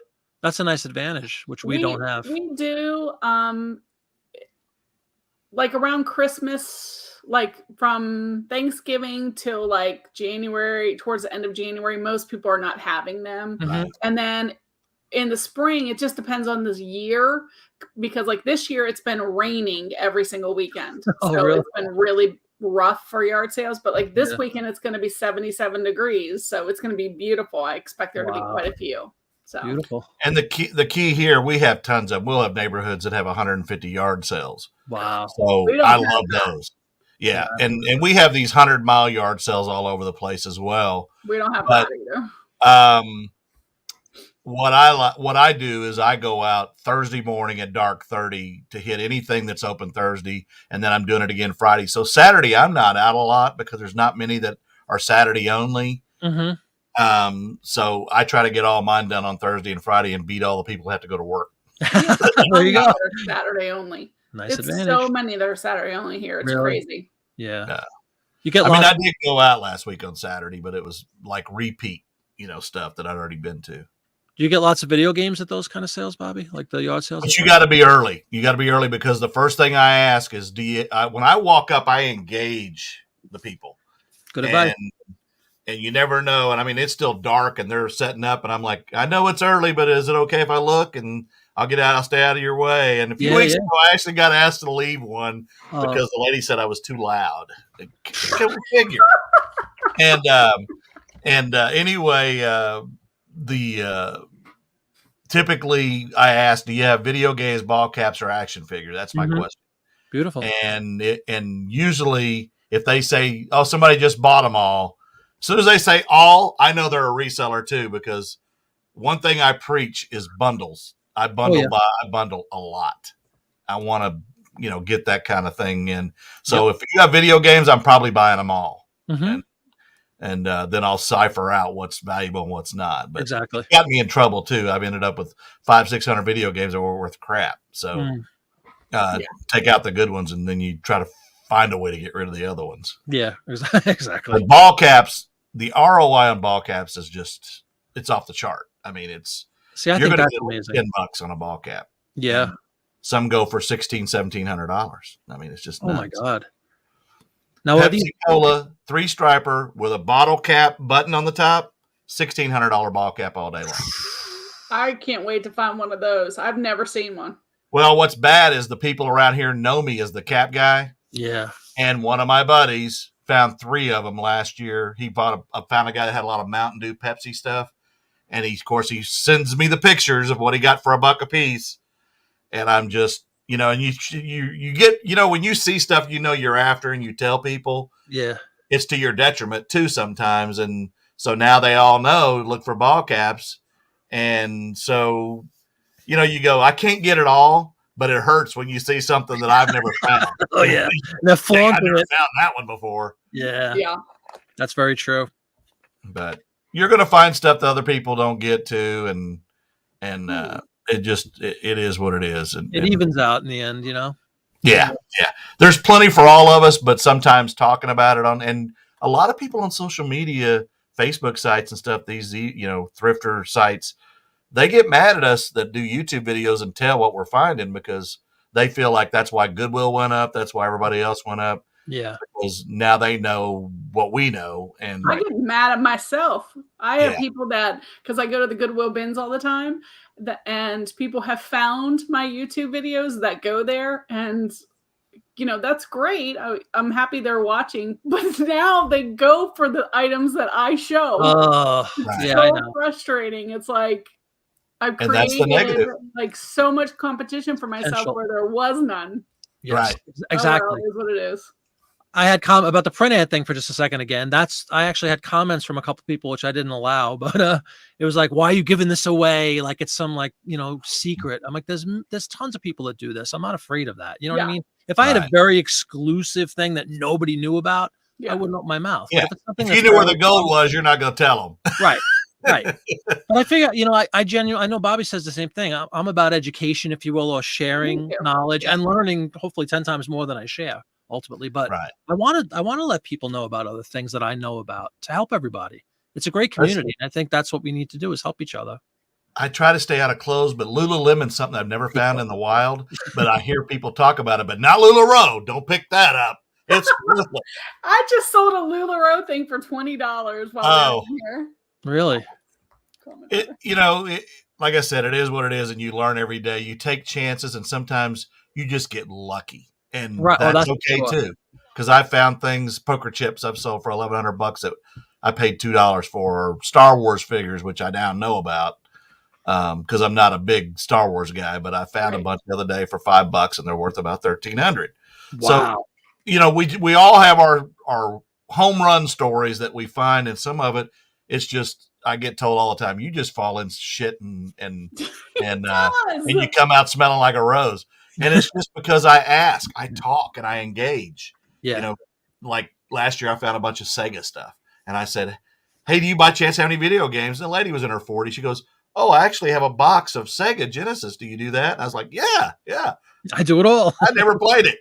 But she walks out, and I mean, this stuff was so pristine. This lady had manuals and games that were just, she took care of her stuff. And I preach to my grandkids all the time. How come that disc is laying there? Yeah. Well, where's the manual? Put that stuff back in the case. Don't buy digital, buy hard copies. You want to be able to sell it. Yeah. But I'm thinking from a mindset that they don't think about, and you wished everybody took care of their stuff. No, that's for sure. People that throw away the cases and just keep the disc in a book. And you're like, no, don't do that. Don't do that. That takes 90% of the value away, right? But it takes a lot of the value. What got you into video games? I'm really curious because you don't play. I don't either. Like, what made you? How'd you fall into video game collecting? I found them, and I started watch YouTube channels. I watch other people chase after I priced Retro Rick. Now I don't do Pokemon cards like Jen or some of the other people that know about that stuff, because like Hot Wheels, it's time consuming. But if it's cheap enough, I'll pick it up and filter through with a TCG player app or something. But for me, and I have over 5,100 items on eBay. So it's nuts, and I shouldn't have that many, but I just have this FOMO disease of fear of missing out, and I go out there and look at stuff every day. And the bins were getting me in trouble. Hey, Justin, welcome. And I'm definitely not the nerd there, Jen, but video games, I don't play, but I do enjoy playing like the golf ones. And I mean, I've got the 5 and the X and all that. I use the 5 for watching movies. There you go. So sad. But I'll occasionally put in a Tiger Woods game and play. And right. Yeah. On the video game as I do on the actual golf course. So, which is not very good. But it's just, the value in some games like this one, people would think, well, that's not worth a lot of money. And so they'd overlook it. And that's almost a $400 game. And it's nuts what people will pay for systems. And for me, especially GameCube, it's like stock, especially the rare ones. I mean, there's a Nintendo 64 game called Clay Fighter that was never released to the public. Oh, really? It was a Blockbuster cartridge. If you ever run across that game, it's a $1,400 at a minimum cartridge. What? And you're probably not going to find it because when Blockbuster went out, it's called Clay Fighter. Look it up on eBay. I am. I'm going to write it down first. it was Blockbuster. It was a rental. And so that game at a minimum is $1,400. Wow. And some of them will have Blockbuster on the front cover of the Nintendo cartridge, and some won't. But if you can find it and it's authentic, it's valuable. And Blockbuster just rented it out, so when they closed, people who had them out for rent just kept them. Yeah. So they're very rare. But there's a lot of games that are like that probably should have collected N64. There's only 200 and something games. So. And that's the only one that's like major valuable. GameCube, there's a couple that are 2,000, but they're like multi-disc, games that you're not going to find readily, easily. But again, if you get them cheap, buy them and take your chances. I really don't like messing with the consoles, but I have all the consoles now, just about everything.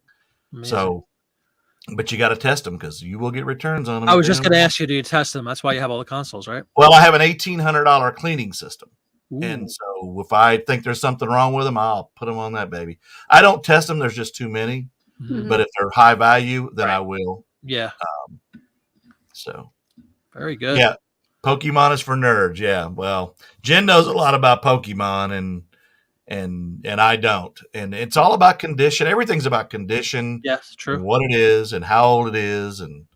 But rare. for me, it's like stock. It's only going to get more valuable. Yeah. And my kids will probably sell it at a yard sale when I die for $1 a piece. My kids have thousands and thousands of the original Pokemon cards. Yeah. The holographs. I mean, hundreds of the holographs. And I'm thinking, oh my gosh, how much money would that be worth now? I think we sold it for like $40 for like 5,000 cards. Oh, you did? Mm-hmm. Years ago.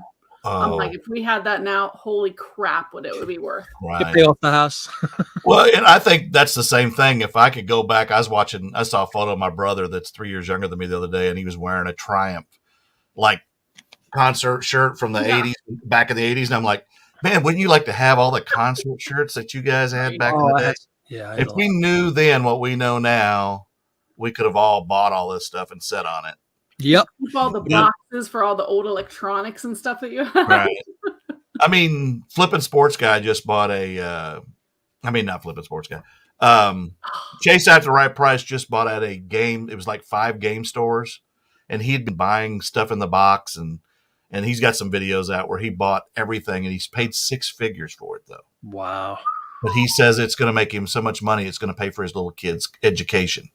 So that's cool. And Justin, of course, he's an accountant by degree, like Angie, and he buys a lot of retail arbitrage, and of course his channel's like bigger than Mr. Beast, but maybe He's up there though for sure. Yeah. We're little peons compared to Justin's channel now. But he does a lot of Lego and stuff like that. A lot. And he knows more about that than I do. And again, that stuff's valuable too, but I don't ever put them together. I don't have the patience of the time. Yeah, I know. Me neither. But he does it as an investment. He totally puts away different ones based on when they're retiring and stuff. And it's a huge investment that you have to do. I mean, you can make great money, but I just don't have the capacity to have $20,000 or $30,000 outlaid, waiting for it to turn around in a year or two. No, definitely. Most people don't. Antique 1904 20 jewel wind up Lord Elgin watch. Original, but wow. Yeah, see, jewelry is something I don't know about either. I don't know anything about watches. Addicted to watching you. I am guilty. I watch you shop all the time. See, exactly. You have a few thousand sets. That's amazing. That is incredible.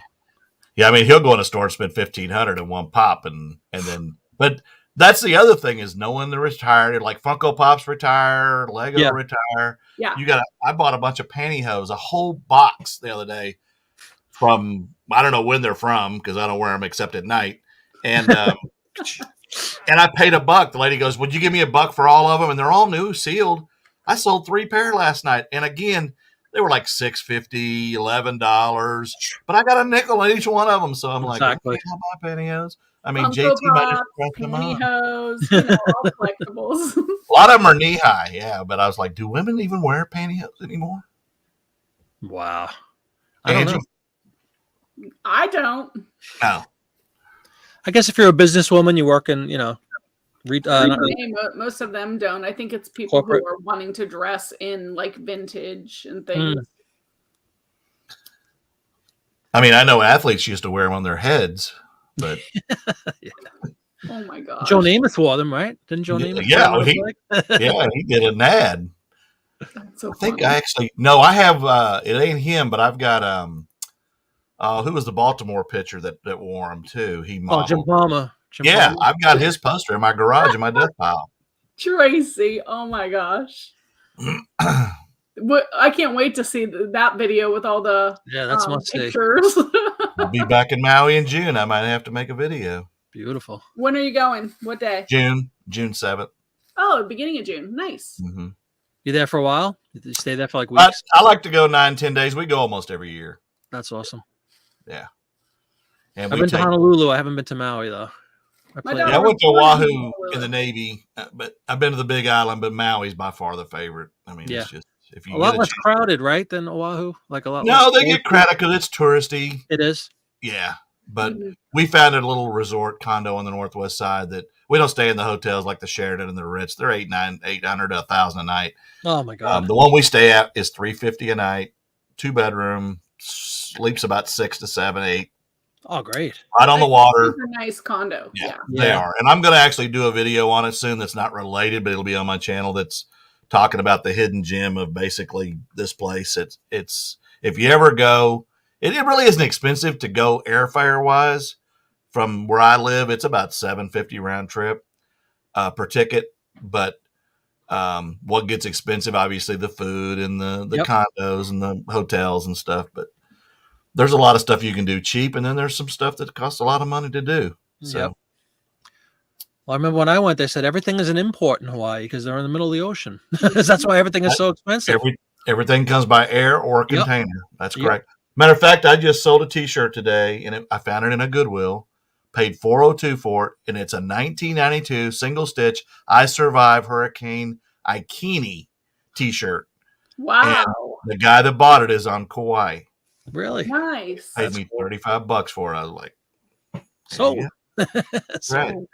But it was new attached. Still has a tag on it. Just somebody donated it. And wow, that's kind of a cool find. Absolutely. I don't find the Chuckies all day long, the vintage Chucky T-shirts, wrestling, which I don't watch. Hey, Gulf Coast Pickers. Hey there. Hey, Gulf Coast Pickers. How are you? Now, are some of these people that come into your lives and stuff? Yeah, a few of them. Yeah, it's cool to see. I hope that would happen. So that's great. Well, we're in the Gulf Coast because Angie's on the Gulf Coast. That's right. Are you getting storms tonight? Because I know there's a line coming your way. Yeah, 11 o'clock. It's supposed to start raining until like 5 in the morning, and they expect there's a likelihood we're probably going to lose power. At least a lot of us. Oh my goodness. Yeah, we had them last night, but it was like for Oklahoma, it was like a fizzle deal. It wasn't bad. If it's not a tornado, it's drizzling. Well, and we've actually been lucky the last few years. My brother lives in Round Rock or works in Round Rock, Texas, near Austin. Texas got hammered last week with them pretty bad, tornadoes and stuff. But we've been lucky the last few years. It's all been kind of east and southeast of us and south, not Tornado Alley like normal. No. But we have had some bad ones here. I mean, really. We've had some bad snow though the last couple of years. This year was a mild winter too, though, compared to last year. Last year was brutal. Yeah. Texas and Oklahoma got hammered, but ice storms, we get a lot of that. But I lived in upstate New York. I know what lake effect snow is. You know what snow is, yeah. Brutal. Yeah. Too much for me. Ohio was like that. No thanks. Yeah. Y'all can have snow and ice. Right? Exactly. What part of Ohio, Angie? You're from there? Like you were raised there? Yeah, my whole family was from there. And it's like right between Pittsburgh and Cleveland. So like Warren, Ohio is where I'm from. Cool. So like directly between the two cities. And now I live in Pensacola, Florida. Gulf Coast Pickers asked. And I lived in Beaumont, Texas. You upgraded from Ohio, weather-wise for sure. For sure. Well, we were living in Ohio, and we had an opportunity to move, and we loved the Gulf Coast. We had lived in Panama City Beach for a few years when my daughter's dad was in the military. He was a Navy officer. And so basically we just said, let's find a place that we love. And I went by greatschools.org and found Gulf Breeze High School was like rated some of the best in the state of Florida, and the cost of living was good. And I was like, that place looks good. And we just decided to go for it. Wow. That's fantastic. Yep. How long have you been down there now? 12 years and never looking back. Not looking back. There you go. Very cool. Travis, your family owns a tow truck company in Warren? That's small world. They probably towed your truck when you were in high school. Probably. I was kind of a wild child. You were out partying, yeah. You got a tattoo in Pensacola. All right, that's cool. You tattoo too, Angie? I have one tattoo. You know that. No, I mean, do you tattoo? No. Tattoo. Oh, yeah. As a side gig. Yeah. Yeah, it's I my lived in the side Gulf hustle. Coast for 4 years in Beaumont, Texas, and that's where I fell in love with Cajun food, but I didn't like refineries. So, God. yeah, a lot of refineries there. It must be in the air, right? Do you smell it like all Oh, the time? yeah, and the mosquitoes were thicker than thieves and alligators and swamps and all that. I'm from Austin, but Austin, like Music City. But Right. then I moved from Beaumont to Phoenix, which went from like 30 inches of rain a year to 5. Yeah. Like nuts. But I love Phoenix. Sunshine all the time. With more than one Travis. Is it a travesty? Right. That's funny. Oh my gosh, you guys. That's very funny. Bartermania, that's really interesting. I had no idea you had family in Ohio. It's a small world for all of us. Town up there. Y'all may be related. Oh God. I got that. Oh. Yes, Warren, Niles, Ohio. Yep. We lived in Howland, so which is like a suburb of Warren, like the nicer area of Warren. And you were born and raised in Staten Island, Marty? Yes, sir. And then moved to Philly about 10 years ago, you said? Mm-hmm. Yeah. Well, I moved to New Jersey for a period of time too, so I was kind of progression west a little bit. But yeah, I lived in New Jersey for a bit, and then Philadelphia about 10 years. Yeah. There's a big Kiss fan, Mr. Robert there. Oh yeah, Robert, yeah. Good to see you. He has an old van too. I saw somebody on TikTok or something last night with a converted van, and I thought of him because he has an old. I don't know what kind of van do you have there, Robert? But it's one of them old school vans that Yeah. If the van's a rocking, don't bother knocking type of van. Sure. Yeah, I loved Kiss when I was in the 70s. I loved Kiss. Aw, man. That was my brother's first big band, and then he became a Dio and all that. Yeah. What's a Dio? Rodney James Dio. He's a big fan of his. Oh. 1970 West. Yeah. And Sabbath. He sang with Sabbath for a bit too. Yeah, my bands were more of the metal, were more Priest and Scorpions and that kind of stuff. Yeah. Cool. Def Leppard. I'm actually going to see Def Leppard, Motley Crue, and I'm not a big Joan Jett fan, but I'm going to see them in Arlington in August. Nice. So close will scare the band, as the man said in the movie. They're doing those package tours now. It's kind of cool. All those bands at once, right? Instead of like they package them together, like 3 or 4 bands. Right? Yeah, it's kind of cool. How long do they play? Is it like 45 minutes each or something? Like it must be. I don't know. Cool. I know that we're like 13 rows from the stage. That's all I know. 350. Nice. That's close. Yeah. So like in the movie, what's the movie with Sean Penn? I just went blank. I love the movie. Fast Times at Ridgemont High. Oh my God! He goes so close you'll scare the band. You know? So Damone, the guy that was the sickest guy. Damone. Yeah, that's right. That's right. When he's got Debbie Harry. Yeah. Remember the cover of Debbie Harry? Yeah. And trying to give have the chicken parmesan lessons with girls. Yeah. Yeah. Great movie. Oh my gosh. I actually saw that in San Diego when I saw it. E.T. and all those movies when I was in the Navy out there. Yeah. Rocky, all those movies. Yeah. But, yeah. Karen and my brother and his wife, and my brother is, of course, a huge music guy. Bigger than me. Nice. That's going to be so much fun.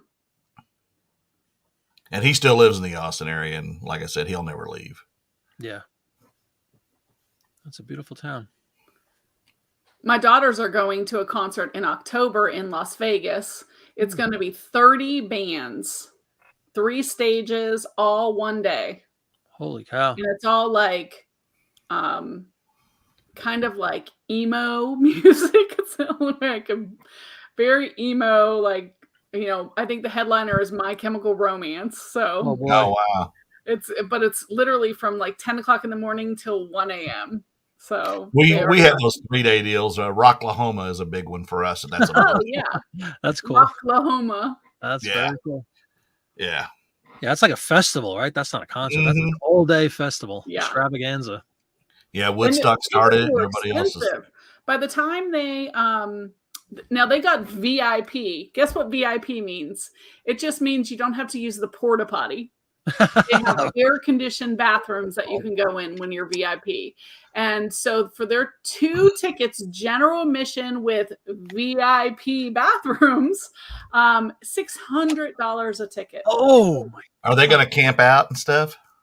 They're getting a hotel because it's kind of right off the main drag in Vegas. So yeah, Austin has the day South by before and the day Southwest. after, so they can kind of enjoy Vegas because they've both never been there. So, but $600 a ticket. That's insanity. That's insane. But I guess when you got 30 bands to pay for. Yeah, that's true, right? If you divvy it up. Yeah. Well, the thing is, when you pay to go to all of those, so right. I go see a lot of the bands that I never got to see, like Moody Blues and Journey and all that, or Kiss and Stick. I mean, not Kiss, but Styx and Foreigner and all them. And then you get there and you're like, well, there's only like 1 or 2 guys left in the band. Yeah, that's right. That's awful. The original band. So and they're all old. Leonard Skinner is a joke. There's one guy, and they still go out as Leonard Skinner. It's like, come on. It's funny. We went to see Night Ranger a couple of years ago in a casino here. And it was funny because they're all up on stage playing, and there's 2 women in the front. And they're holding up this huge banner right in front of the lead singer. Mm-hmm. And it's photographs of them with these guys like in the 80s. Oh, okay. And he wasn't really getting it. And then all of a sudden he looked down and he realized that's them girls back in the day when they looked really good and they were groupies. And he's like, he stops and he goes, hey guys, look, they got pictures of us with them back in the 80s. Well, the girls didn't look like they did in the 80s. Neither did the guys. Neither did the band. But it was hilarious. It was so hilarious. Yeah, I love the Moody Blues too. Guys are allowed to age, but women have to look forever young. Yeah. That's double standard. I love Steely Dan. I do too. FM, yeah. Yeah, oh, sure, absolutely. Asia is a great album. Mm-hmm. I like Boz Scaggs a lot too. Oh, yeah, there you go. That's somebody. Jojo missed the boat that day. Mm-hmm. All right, never mind. I'm not a singer like you. I don't think I know that song. Oh, he's got, they all got great. That was great music in the 70s. Yeah. Doobie Brothers, all that stuff. Yeah, love the Doobies. Hello, Selling, Tennessee. Hello. Cindy. Hey, girl. Cindy hadn't been on in a while. I know. Good to see you. Let's see. Absolutely. So tell us something that we don't know about you, since we really don't know you that well. Well, you know everything now. Oh, I do. No. Something you don't know. Maybe something you've done in your life that nobody that knows, even Tracy and Eric don't know.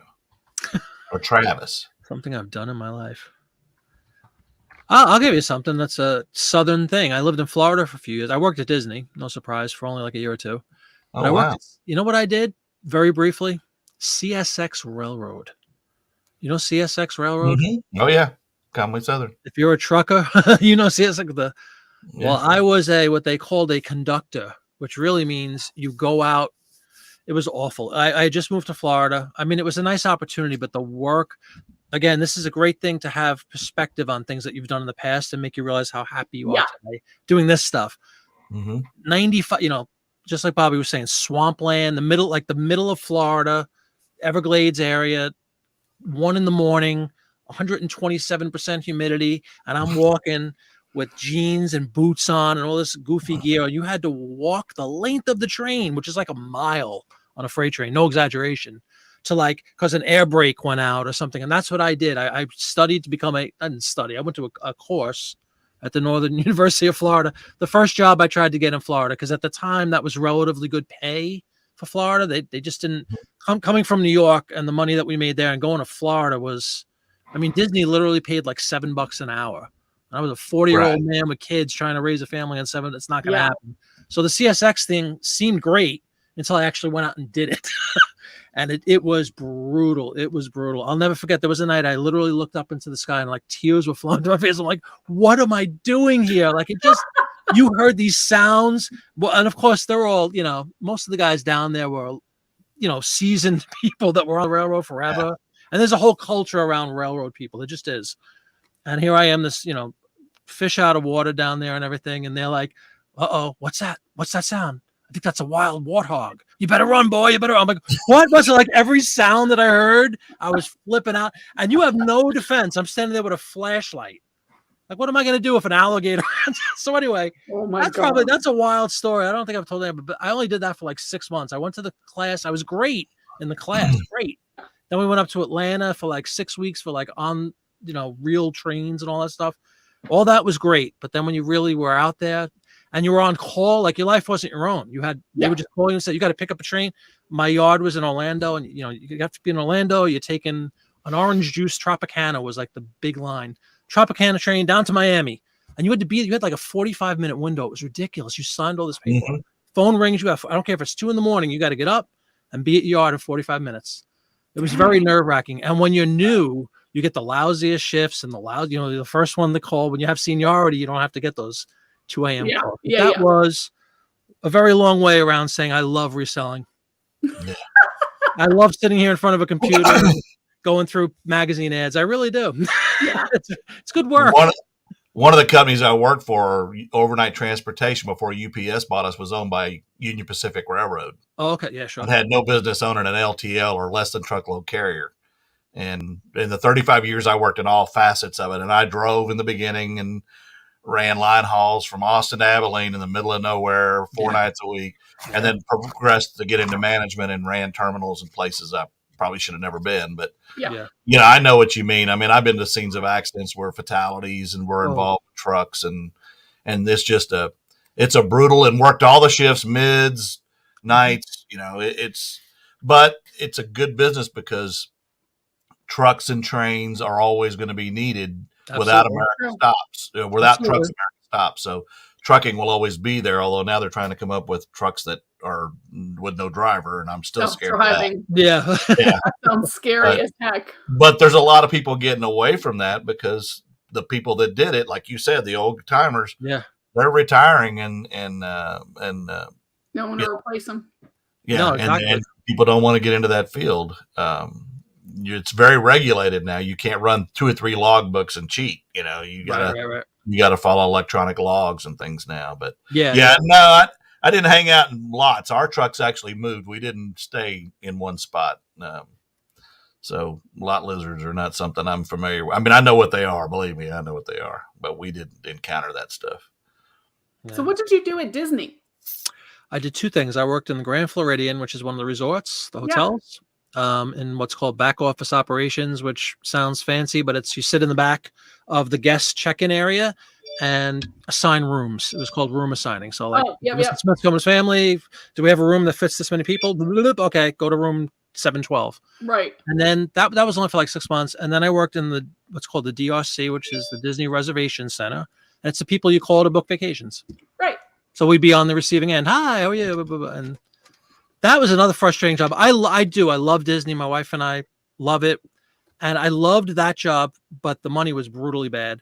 But I'll tell you, of all the things I've ever done in my life, it was probably the most complicated job I've ever had, because if you could just picture a scene, a phone rings. First of all, it's an incoming call center, and it's constant. There's every 2 seconds you hear bing, bing. You could be on the phone for an hour and a half, no exaggeration, walking people through everything. Stupid question. What time is the park close? And what's your favorite food to eat? Which is just such a silly question. What restaurant? What do you like? But you have to be pleasant the whole time. So you have to maintain this on the phone pleasantries, right? Right. You have to look at like 6 different computer systems, because they're going from what hotel do you want to stay in to we booked flights, we did everything. So it was very, very, very intense. And at the end of the day, unfortunately, what happened, you'd be on the phone for an hour and a half. You get all these figures down. Okay, Mrs. Smith. Well, that'll be, and it's a fortune, $10,000. Okay, I'm going to go talk to my husband and I'll let you know. And they hang up, and you're like, and then you don't even have a second to breathe. Bing, the next phone call comes in. And we got paid commission on collecting deposits. You only had to get a $200 deposit. If you got that deposit, you got credit for a $10,000 vacation. Right. And it happened all the time. You'd spend all this time and do 100,000 calculations. And, well, what if we stay at this hotel? Blah, blah, blah, blah. All right. What if we stay at this one? You have to like redo the same thing over and over and over. And the payoff was you talk about luck of the draw. That was luck of the draw. So there was somebody sitting next to you that you don't know if you're getting a good call or not. Or the worst, or you could spend 3 hours, booking dining reservations for people that ask if you like fish or chicken. Like, come on. Yeah. Well, that's what made you good to become the Wolf of Wall Street. That's true. No, I did that long after. Well, not long after. That was like only like 15 years ago. I was on Wall Street since '86. So this was after that. And at the time, like I said, it seemed wonderful, Disney and happy, and I had young kids then, and I could get them in for free and all that stuff. And that was the best perk of Disney, is you get a pass that you could let everybody in for free. I went to boot camp in Orlando. Did you? naval boot camp. It's not there anymore. Different experience, huh?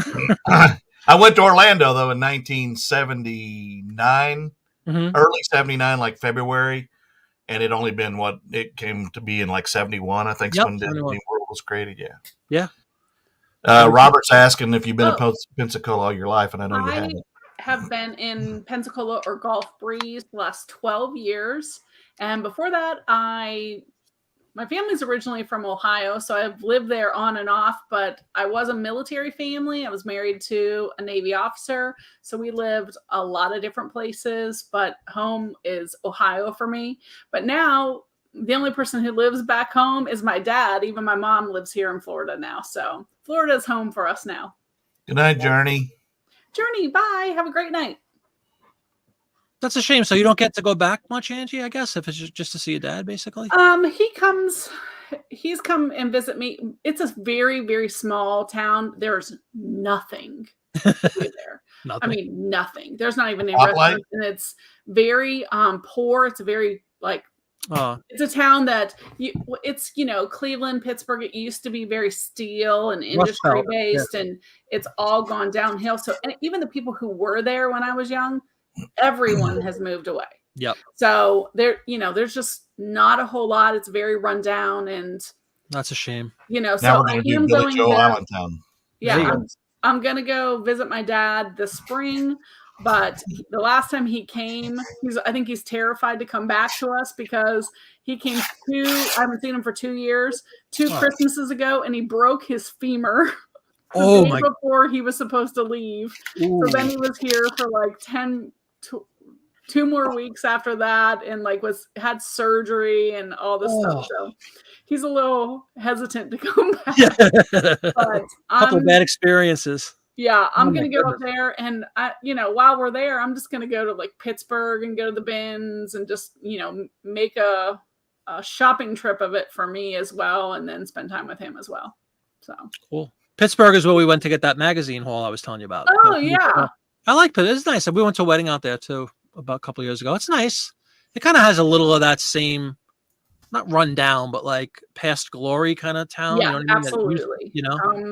And for sure, Pittsburgh. But, at least Pittsburgh still has restaurants and jobs and things. And where I'm from, there's nothing. There's no industry whatsoever. Wow. And when I went to high school, we had 12,000 people in my town, and I think they're down to 4,000 people now. So that tells you anything. Yeah, it tells a lot. Irontown. Robert was in Corey Station in '85. Nice. It's changed a lot.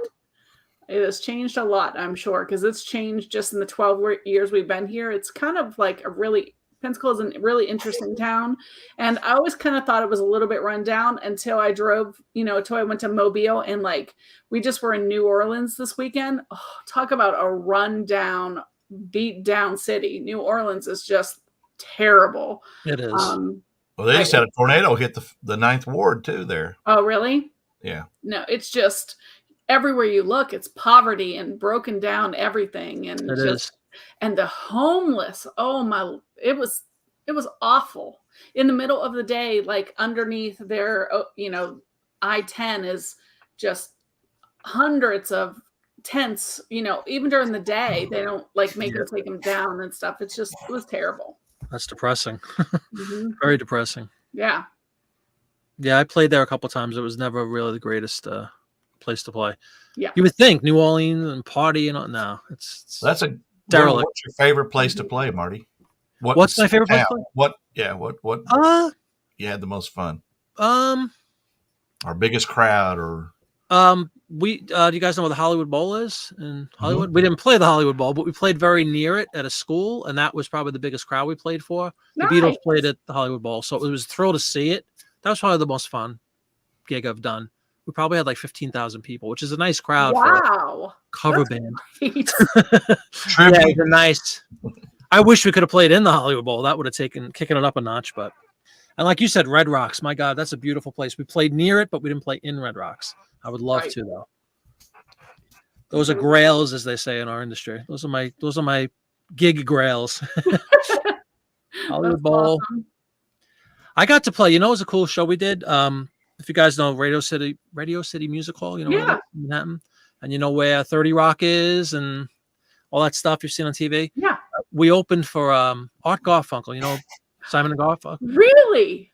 We opened for him at the Rainbow Room at NBC, which was really cool. One gig. That was a really nice show. That was fun.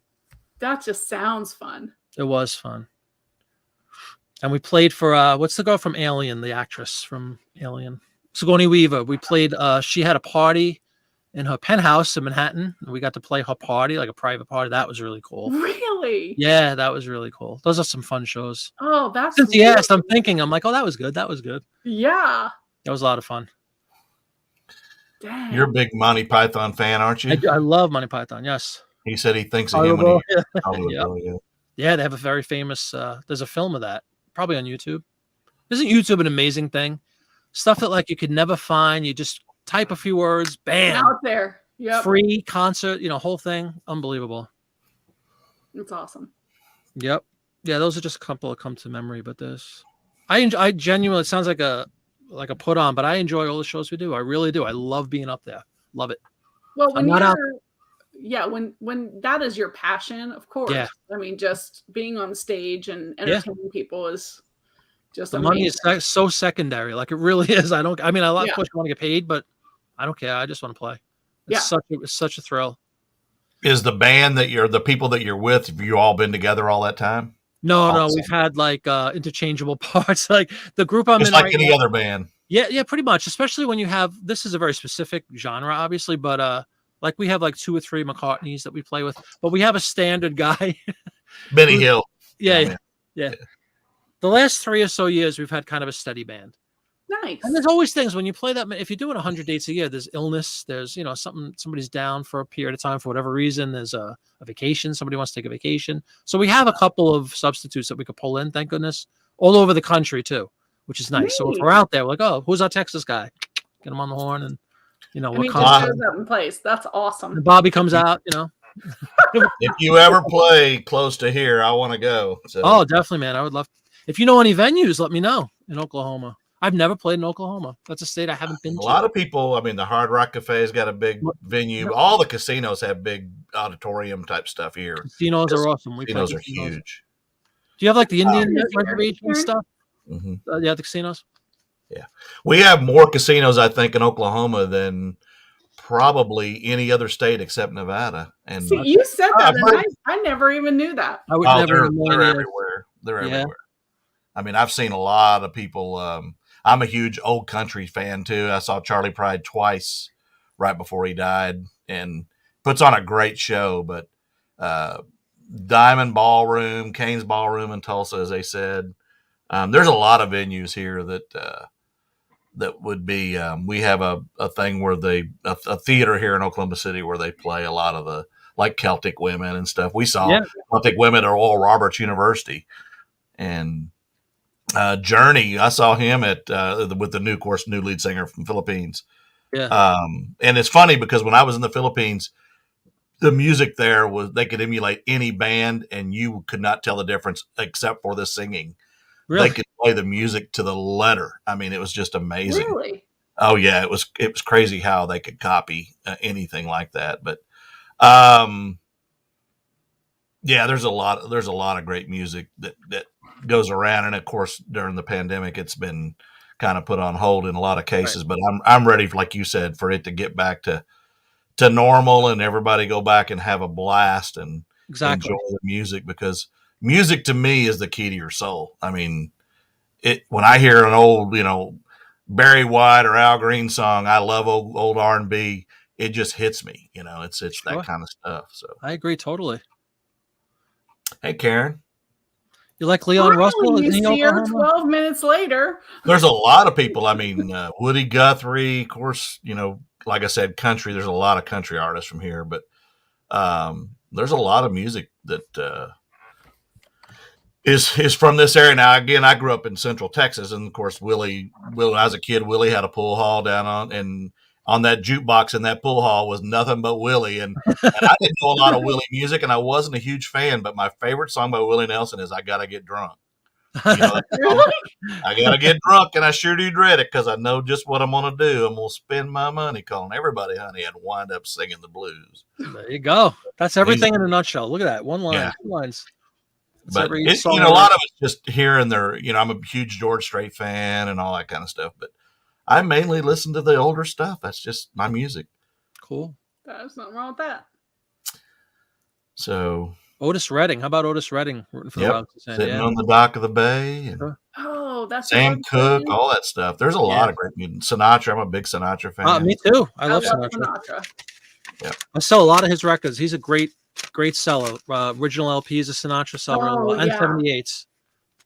Pick up Sinatra. It's like Conway Twitty. I love Conway, but a lot of people didn't know he did rockabilly before he did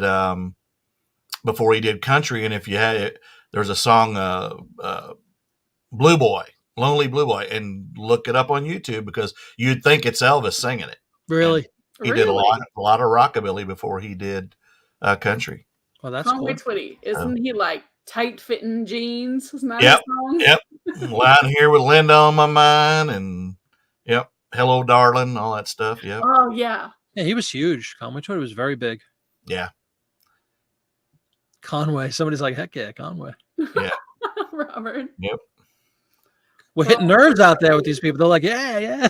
Well, there's some people in here that are a little bit closer to our age than they are the younger set. Oh, good. Of course, you're Marty. How old did you say you were? 54. 54. Okay, so you're right there. Old My enough to youngest be brother, dangerous. like I said, I think we said it before the show. My youngest brother, he's 55, I think. Yeah. So. Yeah, we're all getting there, right? What are you gonna do? Mm-hmm. Angie would have loved to see the Sex Pistols. I'm just reading this. Is that right? Yeah. Heck yeah. I wasn't a big country person like Bobby. Yeah. Yeah, I don't have the knowledge. I like he was saying, the older stuff I do like. I love rockabilly stuff. I love that stuff.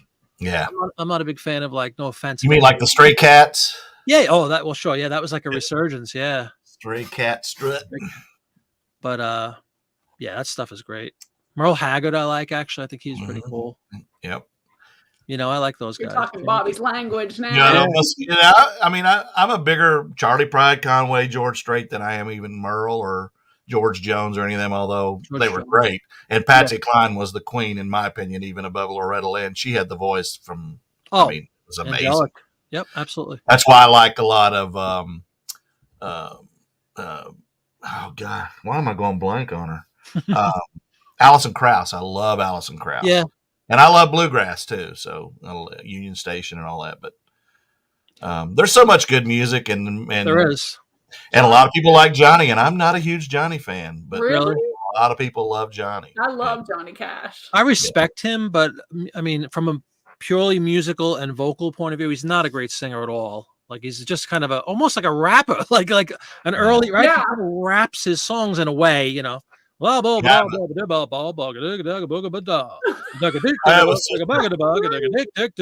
sister-in-law that was a big fan of his. She's a big fan of his, and she actually met him when she was AWOL from the Army. Oh, wow. And he told her to go back to the base, and she idolizes him. So Creaker, you saw Nirvana in concert? Creaker was probably a huge Billy Ray Cyrus fan. I'm sure he was a big mullet guy. You like Stevie Ray Vaughan, Bobby? Yeah, Stevie Ray Vaughan, Double Trouble, big Austin fan. I saw him like 10 times. I saw him. Fabulous Thunderbirds, all those guys were big. Yeah, Steve Birds are good. Yep. I saw him a lot of times. Country music was made for people that can't sing. And Clark is a kind of a offshoot of him and some bluesy stuff. Was it Randy Clark? No, what's his name? He's more upcoming. I mean, he plays a lot of that kind of music that Stevie Ray played. Blues, yeah. Yeah, bluesy kind of Stevie Ray, because it was kind of a mixture of. Had a twang to him. Yeah. Being from Texas, yeah. Yeah. What about ZZ Top? Come on, you haven't talked I'm about. not a big ZZ Top Not guy. a ZZ Top guy. No. I like some stuff, but that I mean, yeah, they're gimmicky too. Very gimmicky. Yeah. Well, guys, it's 2 hours. We're gonna get off here. You're on the East Coast, so it's funny because you're in Philly and it's an hour ahead of us. Angie's in Pensacola in Florida, and she's on Central Time. That's nuts. Yep. Yeah, that is crazy. I know. You got to be close to the border of Eastern Time. Tallahassee is Eastern. So that's like 3 hours away. Oh, really? Okay. Mm-hmm. Yeah, everybody forgets the lower Alabama part of Florida. Right. Well, we're going to let you jump on here real quick and tell us what you got going on before we get out of here. We appreciate you coming on. Oh, thanks. It was a pleasure to be on. Thank you very much for having me. I have a live show coming up on Monday. I do a live chat show on my channel every Monday night, 7 p.m. Eastern. And then once a week at my disposal or at my discretion, I'll do live listing shows kind of just by myself and just invite people to come along. I do have that video series if you guys are interested to check out on my YouTube channel about vintage print ads. It's, I think, 6 parts, soup to nuts from the beginning to end. Get you into, hopefully inspire. Lady Sarah was just on earlier. Sarah Burns, she loved it and she inspired herself to get into it, and she's selling them now. So that's great. I love to see people learn something new and succeed with it. But that's pretty much what I have going on. And I hope everybody has a great week and a great night. And I really appreciate you guys having me on. Thank you very much. Of course. Thank you. And if y'all aren't subscribed to Marty, please do so. Yeah, just put his link in the chat and make sure you give Bobby a thumbs up for his video having us on tonight. Yes. And Angie, tell us what you got going on this week. I got nothing going on. I'm going to bed. I was out of town this weekend, so I have not had much going on. I did finally today, right before I came on live, release my video of what sold last week. I sold $2,500 gross sales. So if you want to check that out and see some of the items that I sold, I will be doing a video probably tomorrow, if not Friday. Whatever, I'll do it tomorrow, but I'm not sure what day it'll come out, about getting out of debt through eBay. So if you're interested in getting out of debt, make sure you watch that. I did it, so I am a firm believer about it. And Travis says she's looking for 19 cents in the couch because I was 19 cents short of $2,500. Thank you, Travis, for bringing that up. But other than that, we will be live next Wednesday on my channel, 7 Central, 8 Eastern time. And I don't know who our guest is yet. I think I know, but I haven't got a confirmation. So I will let everyone know later in the week. Okay. And I put out a short today on what Van had sent me those shirts that I bought, and then he threw in some freebies, and I've already got a watcher on one of that Pepsi medallion. Nice. Crazy thing. But I'm just hit and miss when I put something out, but tomorrow morning I will be yard selling. So right. 15 miles from me. There's yard selling on Friday. I do them on Thursdays and Fridays. I'm going to do them.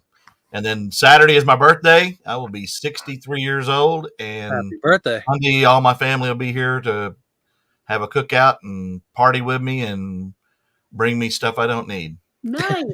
Or maybe stuff I do need. Maybe they know about these. Bring me Clay Fighter. Oh, no, none of my kids.